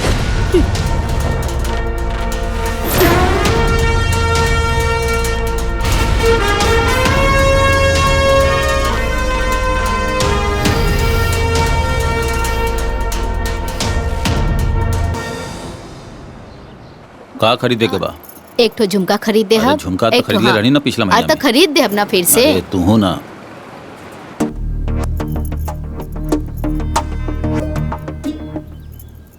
हेलो। हाँ पापा, हाँ हाँ बोल बेटा। रुआ काल के काल यहाँ आई। बात का बा वो तो बतावा। रुआ पहले यहाँ आई, सब आपके पता चल गई। ओके मम्मी से बात करबू। ना मूड नहीं खे। कल हम आवतानी। का भाई? पता ना गुस्सा में लागत रहल। बाबूजी छोट मुंह बड़ बात करतानी, अब आपे बताई का रउआ अपन बेटी के दहेज ई खातिर देले बानी कि वो हमनी के नीचा दिखावे, हमनी के बेइज्जती करे। हाँ समधे जी, का समधिन जी रहुआ माई बाप के ऐसे ही नौकर नौकरानी बना के रख ले रही? ना ये तो बिल्कुल गलत बात। पापा रुआ के हम एजा बोलेले बानी कि ई लोग। तू बोले बाड़ू। हाँ तो हमार सुनी ना। हाँ बोला। देखी पापा, हमरा ऐसन अनपढ़ और ड्रामेबाज लोगन के साथ नहीं रहे के। ई तू का कहताड़ू? देखी पापा, हम ही फैसला पहले ही कर लेले बानी, रउआ के सिर्फ बता रहल बानी। अच्छा आखिर इतना हार्ड डिसीजन तू ले लू का है? काहे कि ई लोग के साथ हम यहाँ परकटी चिड़िया की तरह नहीं रह सकत। ई लोग के हमार हर बात पे ऑब्जेक्शन बा, हम इतना लिमिटेशन में ना रहब। बेटी ये सब तोहरा खेल लगाता, ये तोहरे लाइफ के बात बा। डोंट वरी पापा, ई लोगन से सारा दहेज के पैसा और सामान हम वापस ले ले। ममता आर यू मैड? रिलैक्स पापा, देखी हम ही फैसला कर चुकल बानी और अब हमार फैसला चेंज नहीं हो सकत बस। अरे बाबू रउआ कुछ काहे बोलत नहीं की? हमरा इनका फैसला से कौनो एतराज नहीं के। पूरा लाइफ बर्बाद हो जाई। ये पागल लड़की के समझ में नहीं आवत। व्हाट लाइफ बर्बाद हो जाई? हाँ व्हाट लाइफ बर्बाद हो जाई पापा? यहाँ रह के भी कोनो आबाद नहीं खे। बस 1 महीना के बाद बा ये लोगन के एहसान उतारे के बाद, और 1 महीना के बाद रउआ बस गाड़ी लेके आ जाइहा। ऐसे ज्यादा बात हमके नहीं करे के बाद बस। रउआ लोग हमरा के माफ कर दी, हम बहुत शर्मिंदा बानी।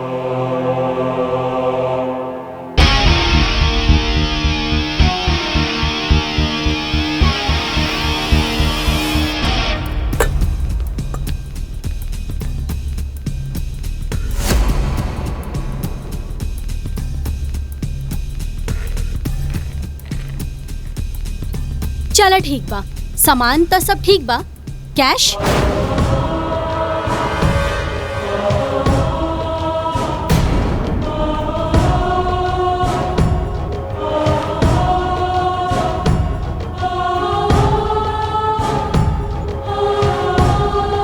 कौनो भी फैसला करे से पहले 10 बार सोच ला, ताकि तोरा के बाद में पछतावे के ना पड़ी।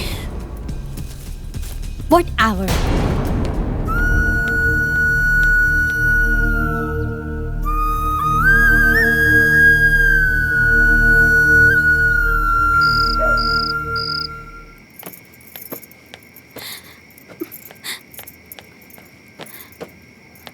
ये सब का होता?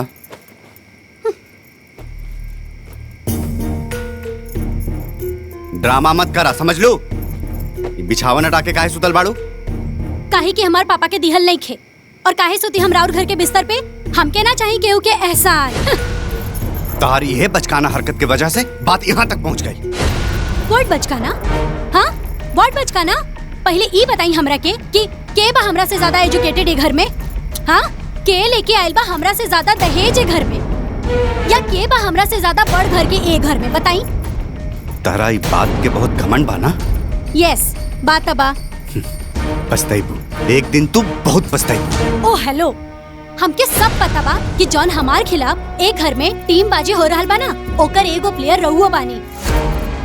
लेकिन बहुत दिन ना, बस कुछ दिन के बाद बा। ओकरा बाद नमस्ते टाटा बाय बाय।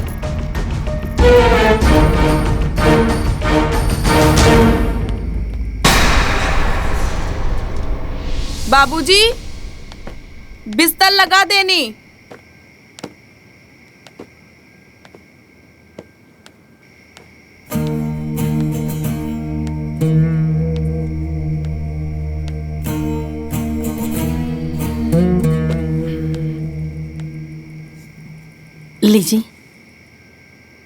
पानी पी ले।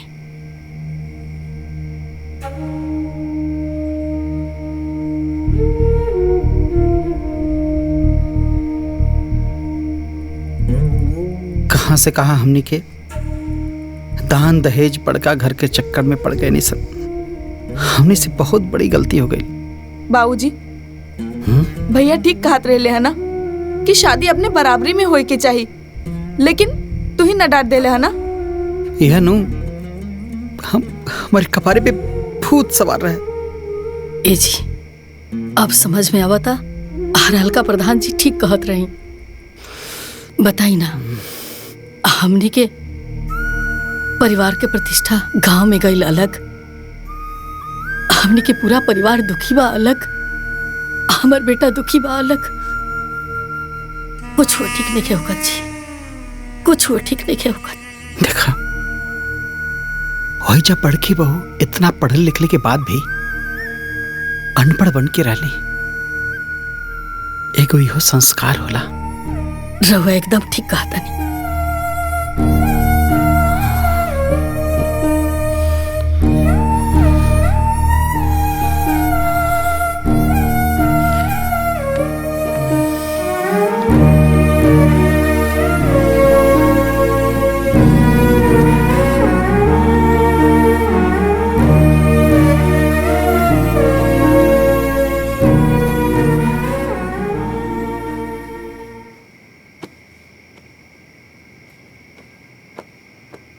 शीतल तू हमारा ला जोन तपस्या कैलू वो हर केहू के बस के बात नहीं है। अरे कौन औरत अपना पति के मान सम्मान खातिर पढ़ल लिखल होके भी और बार बार अनपढ़ होके के ताना भी सही। यहाँ तक कि हम बहुत तरह के कितना बेर ताना देनी। शीतल हमरा के माफ कर दिया। अरे ये हाथ जोड़ के हमार इतना साल के तपस्या के माटी में काहे मिलावत बानी जी, ऐसन मत करी। तू ऐसन काहे कैलू शीतल? जब हमनी के बियाह तय भइल रहे तब माई बाबूजी के मन में यह चिंता रहे कि दामाद जी कम पढ़ल लिखल और बेटी ग्रेजुएट, कहीं ये बात के लेके दामाद जी के मन में हीन भावना आ गई तो जीवन बहुत मुश्किल हो जाए। यही से हम वो दिन तय कैनी, आपन माई बाबूजी के सामने कसम खैनी कि हम आजीवन अनपढ़ बनकर रहब। तू तो महान बाड़ू, आज हमार मन गर्व से भर गई। तू कहा था फिर से तार एडमिशन करा दी। अरे ना जी, हमके तो बस घर के काम करे के। अगली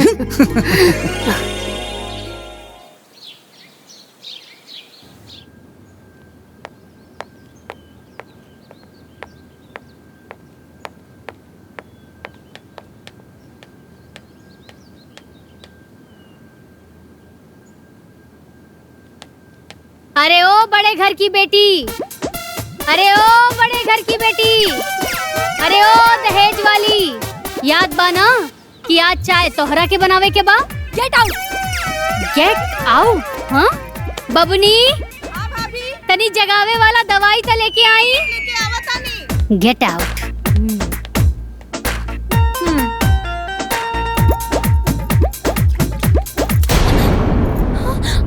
What is this?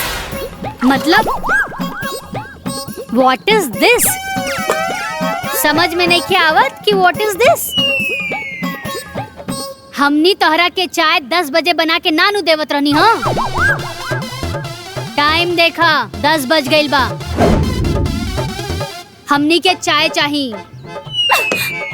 अरे अरे अरे इतहार पापा के दिहल ना हा कि जौन बुझाई ऊ करबू। ये हमार भैया के कमाई कहा, तो प्लीज प्यार से, एकदम प्यार से। और 10 चाय जल्दी। देख ले।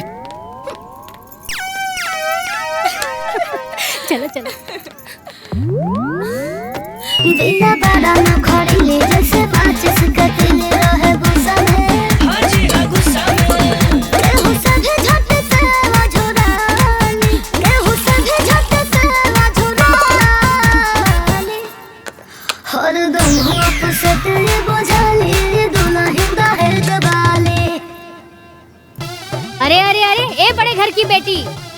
ई सब तोहार बाप के दहेजवा ना हा। हाँ, ए पर अपन गर्मी मत दिखावा।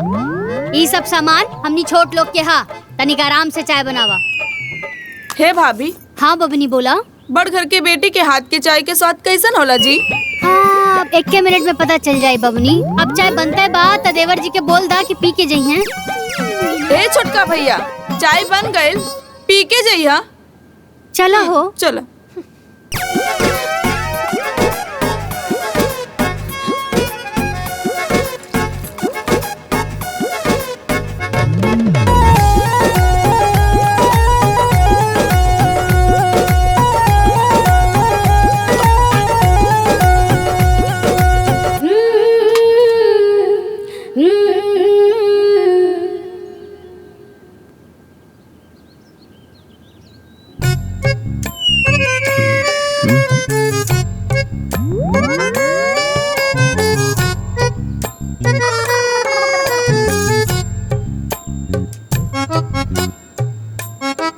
माई चाय तो ऐसने बा जैसन भाभी बनावत रही है। अरे पगला हवे का? चायवा के स्वादवा कैसे बदल जाई? ना हमरा लागल कि बड़ घर के लोग बनाई तो कुछ स्पेशल बनाई। चला अच्छा भैल, कम से कम यही बहाने चाय के नेक तना देवे के पड़ी। बाबूजी, चाय सच में स्वादिष्ट बनल बा। अरे काहे ना बनी जी, एमे छोट घर के चाय पत्ती पड़ल बा, चीनी पड़ल बा, प्यार बा, तो स्वादिष्ट तो बनबे करी नू।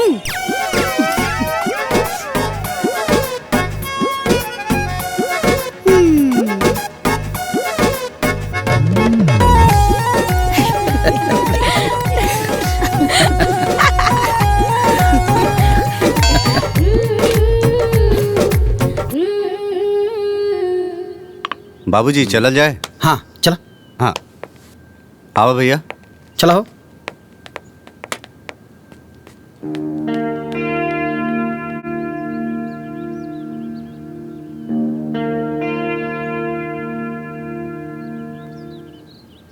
चाय जल्दी जल्दी पियल जाए। कपड़ा भी तो धोवे के बा। भाभी, कपड़ा धोला के बाद खाना भी तो बनावे के बा। चाय से फुर्सत मिली तब ना टाइम से रेडी हुई। बबुनी, हमनी सबके टाइम पर खाना देले बानी सन, ता हमनियों के तो टाइम पे चाहिए ना। पहले आराम से चाय पियाई हुई, ओकर बाद ना खाना बनी। अरे ओसे हमके का बबुनी, हमनी के टाइम पर खाना देले बानी सन, ता हमनियों के टाइम पे चाहिए। अब चाहे केहू चाय पियल होखे या ना।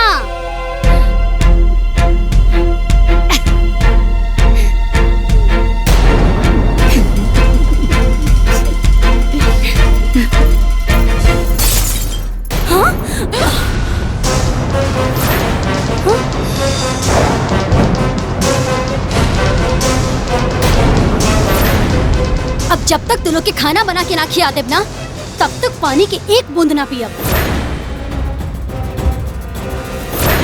अरे तेवर तो देखा था नहीं अम्मा जी इनकर। हाँ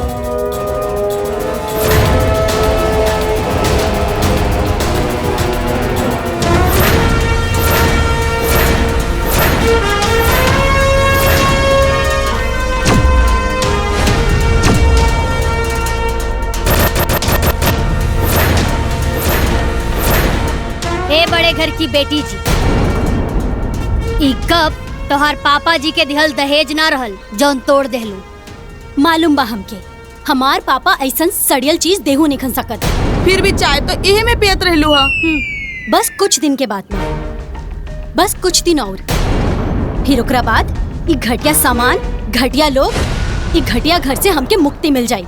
वो सब ठीक बा मैडम जी, लेकिन ई कब तक टूट गइल बा ना, अब का होई। और वैसे भी हमनी के तो गरीब आदमी है सन, गरीब घर के बेटी, चाय के में पियल जाई। अच्छा अभी बताओ तनी।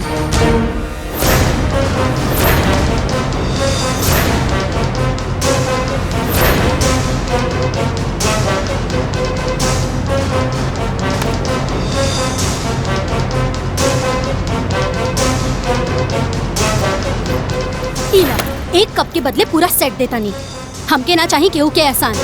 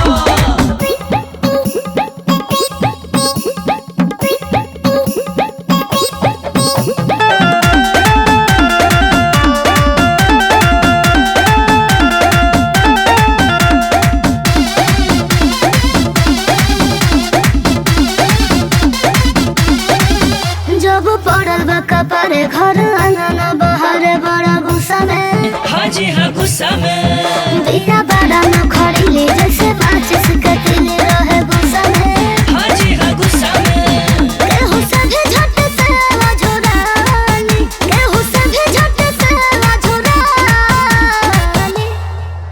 हरदम हुआ से तेरे बोझाली दुल्हन दहेज वाली करेली काम हाली हाली दुल्हन दहेज वाली दहेज वाली हो दहेज वाली हो दहेज वाली पहले रहली बड़का बवाली दुल्हन दहेज वाली हम करेली काम हाली हाली दुल्हन देखो तो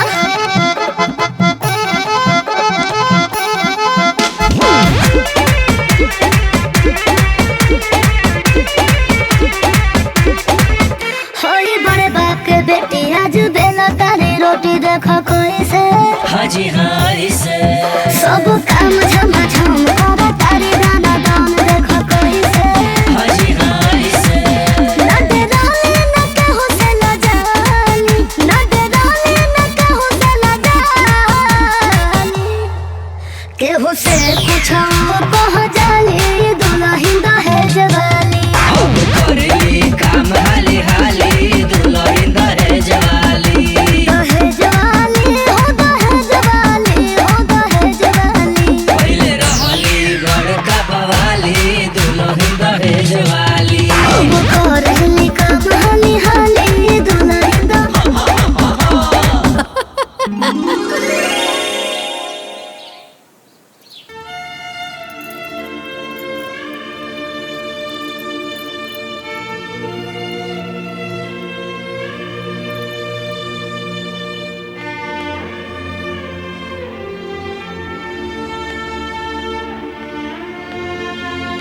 हमनी के इतना निर्दयी ना है सन कि केहू तकलीफ में रहे और हमनी के चुपचाप देखत रही। पाप लागी ना, ला लगा ला।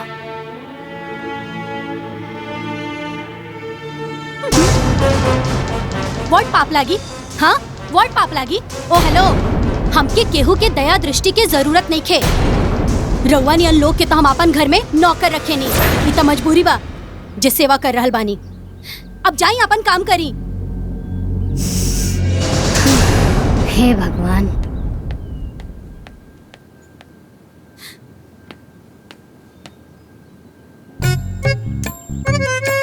अरे आज बड़ घर के बेटी अपन जरल हाथ में अपने से पेस्ट लगाव तारी तो हर बाप के दिहल दहेज ना लगा देत बा का? ई का फर्जी बात कर रहल बानी? अरे हम फर्जी नियर बात करत तानी, तारे ना घमंड बा अपन पापा के दिहल दहेज के। ओ हेलो, हमरा लगे टाइम नहीं खे ई फर्जी बात करे के। जाई अपन काम करी। जब देखा जाई।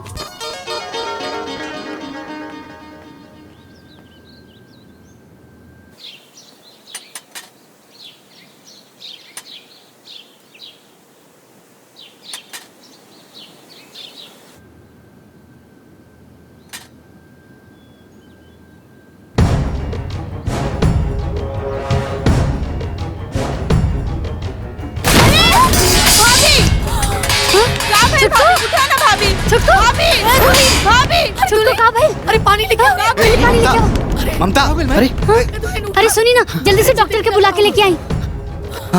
जाए भैया। देवर जी उठाएं।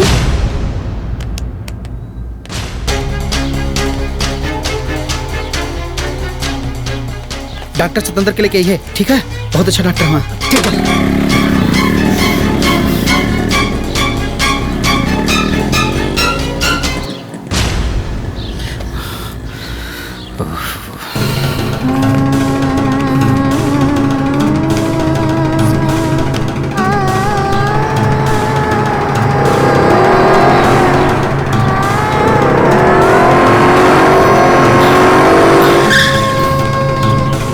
जल्दी चल, जल्दी आओ। पकड़ पकड़, चल चल। आई आई।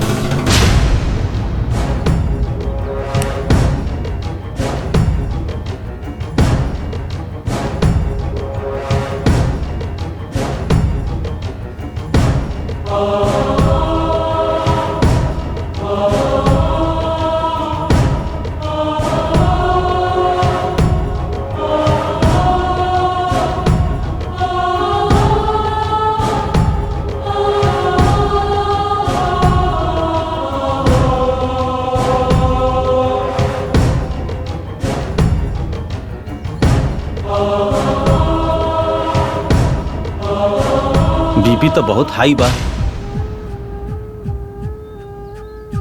इनका कोनो बात के टेंशन बा का? डॉक्टर साहब तनी गुस्सा ज्यादा करेली। अरे आजकल के लोग तो गुस्सा ही करेले, हर बात पे गुस्सा। ई ना बुझी है कि गुस्सा कैला से कितना नुकसान होला।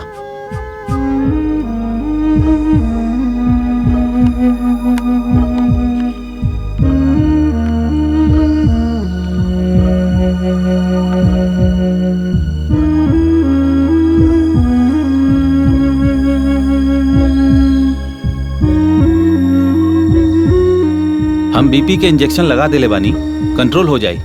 दवा लिख देत बानी, सुबह शाम खिलावत रहिया। और हाँ, इनके 24 घंटा रेस्ट चाहिए। सिर पैर में तेल मालिश भी करत रहिया लोग।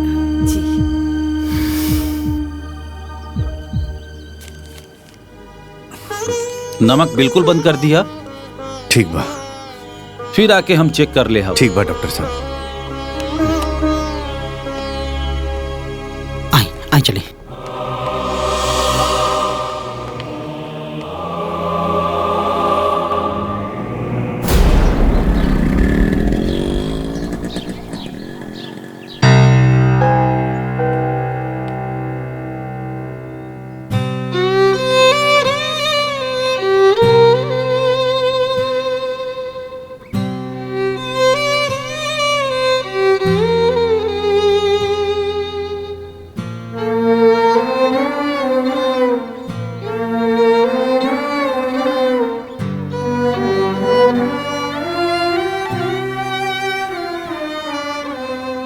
बाहर जाए के बा? ना ना, तू आराम करा।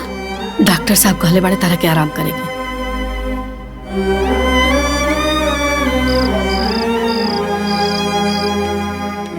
चुटकू उठा।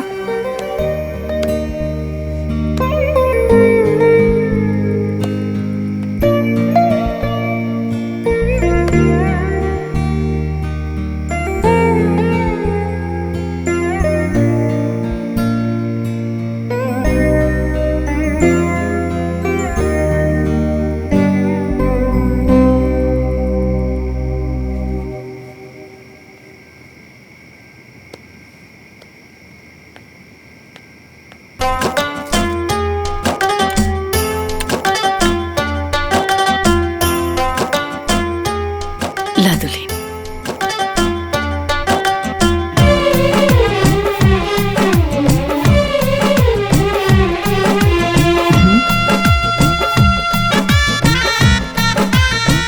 एक और खाला।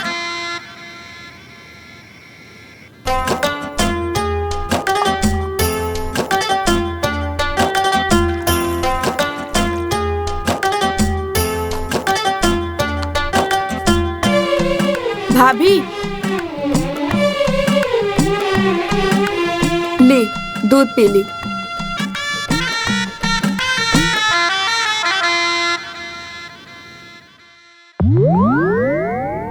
अब हमार मीठा खाए के मन नइखे करत।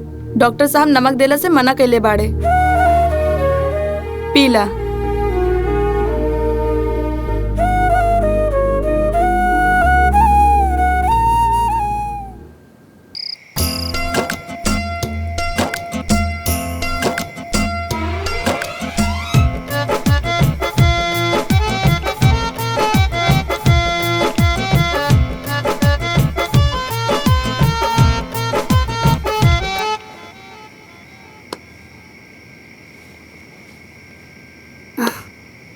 का भाई? दीदी हमके बेचैनी होता, बाहर जाए के बा। रुका, हम लेके चलतानी।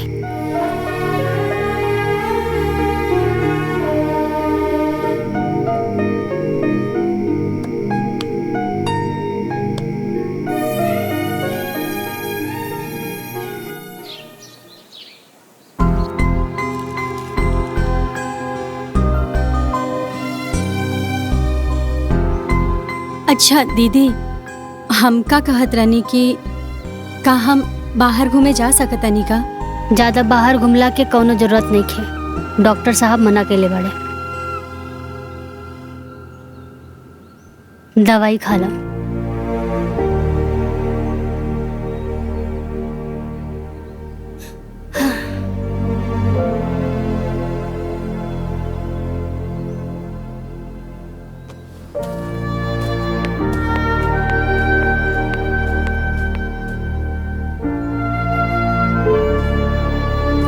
ए माई हम जाता नहीं बैंक। अरे छोटकी के तबीयत खराब बा आ तू बैंक जाता रे? अरे ते लोग तो सब करते बाड़ी, हम रुक के का करब? चाहे कुछ करब या ना करब, लेकिन जब ले देवरानी जी के तबीयत खराब बा ना, रउआ के कोनो बैंक वैंक नहीं खेजाई के।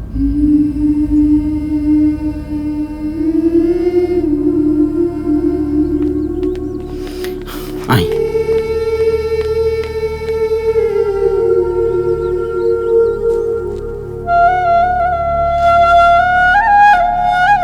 अरे वाह, बीपी तो एकदम नॉर्मल हो गई। रउआ लोग बढ़िया से केयर कईनी, यही से सब कुछ बहुत जल्दी नॉर्मल हो गई। और हाँ, इतना गुस्सा सेहत खातिर बहुत खतरनाक होला, ब्रेन हेमरेज भी हो सकेला। यही से अपन ख्याल रखिया, कूल रहिया और प्यार से रहिया,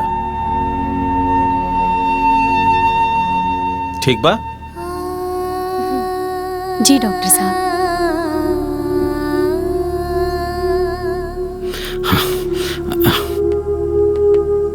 डॉक्टर साहब, आप कैसन तबीयत बा? एकदम परफेक्ट। हाँ, हाँ अरे ना ना ना, हमरा क्लिनिक जाए के बा और भी मरीज के देखे के बा, चला तानी। अच्छा चलिए चलिए। हाँ, दे दा सूटकेस।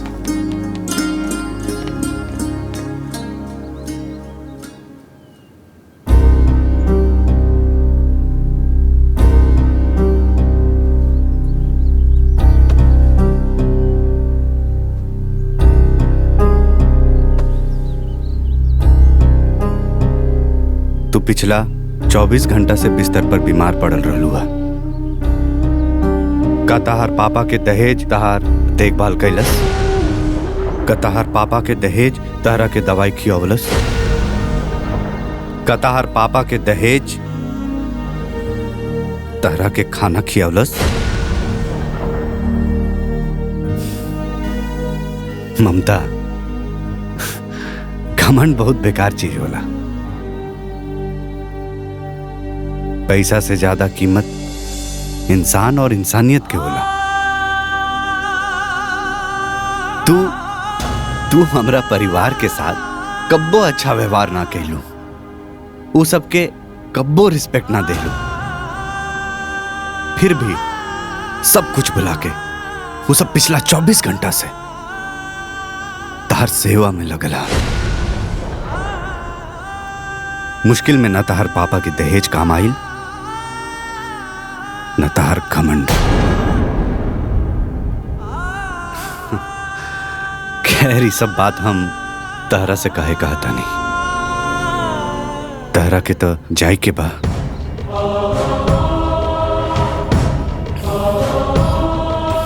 ठीक है।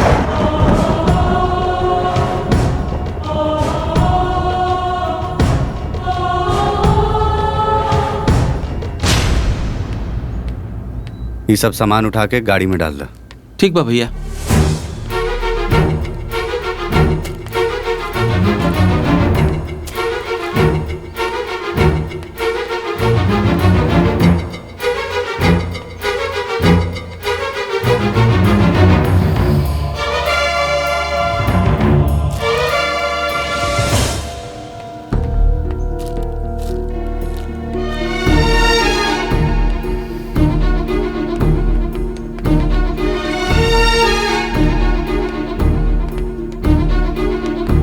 ए बबनी, ये सब सामान कहाँ जाता?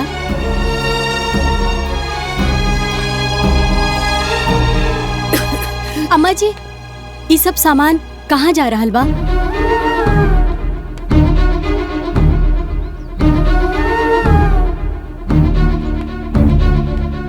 दीदी,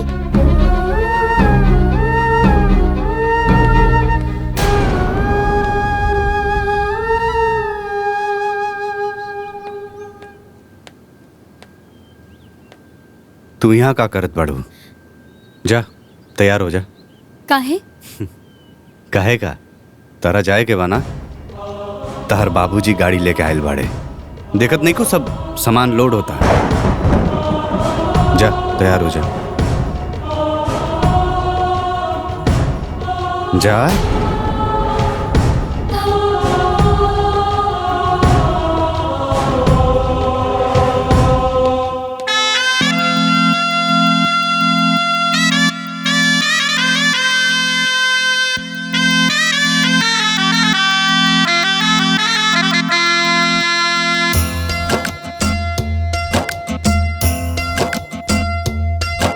आज आयल बाला चारी मन भाईल बाटे भारी आज आयल बाला चारी मन भाईल बाटे भारी आज छूटो त हमरा से हमरो दुनिया आज छूटो त हमरा से हमरो दुनिया कहियो आयल रही जहवा हम बन के कनिया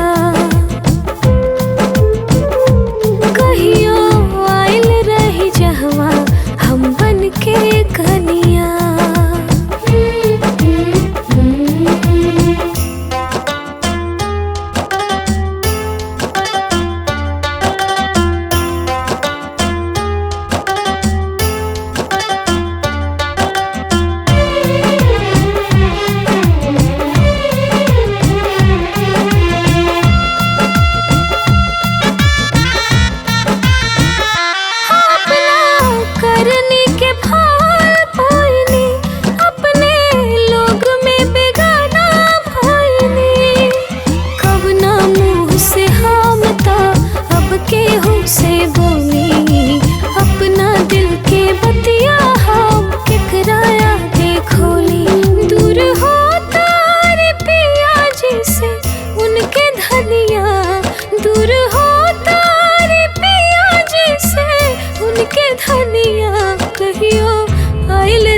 जहवा हम बन के कनिया कहियो आयल रही जहवा हम बन के कनिया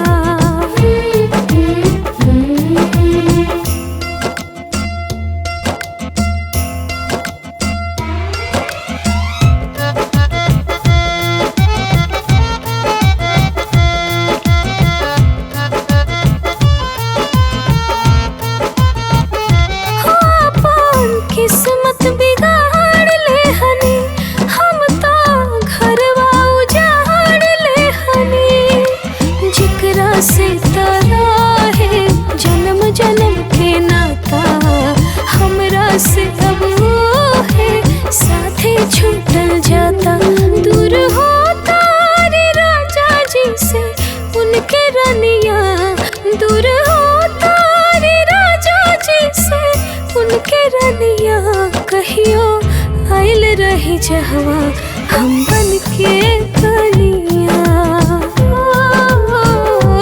कहियो आयल रही जहवा हम बन के कनिया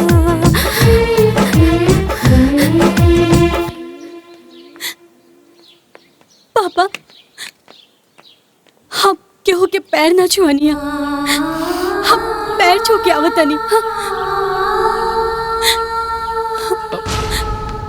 अभी कर कौनो जरूरत नहीं है बेटी। जरूरत बा पापा वो हमार सास ससुर जेठ जेठानी हलो प्लीज पापा हमके जाए दी अभी घर से तोहर कौनो रिश्ता नहीं है बेटी। आज के बाद ना रही लेकिन आज बा पापा प्लीज जाए दी प्लीज प्लीज जाए दी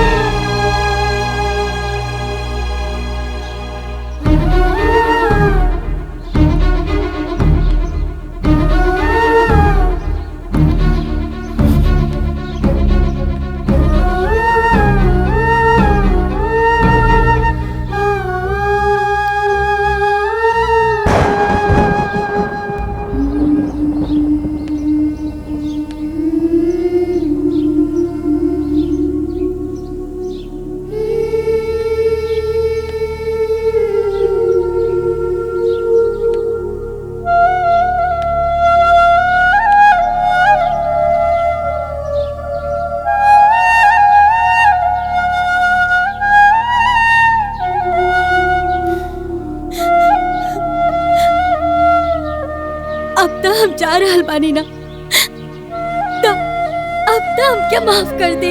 तू अपना मर्जी से जाता रू तरह जाए के कर लिया। तारा अपना गलती के एहसास हो गई। हमने की सब के उतारा के माफ कर देनी जा।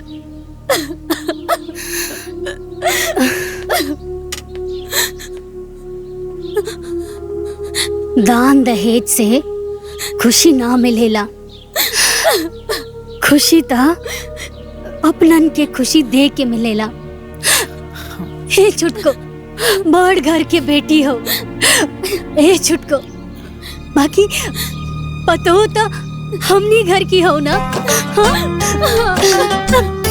हाँ?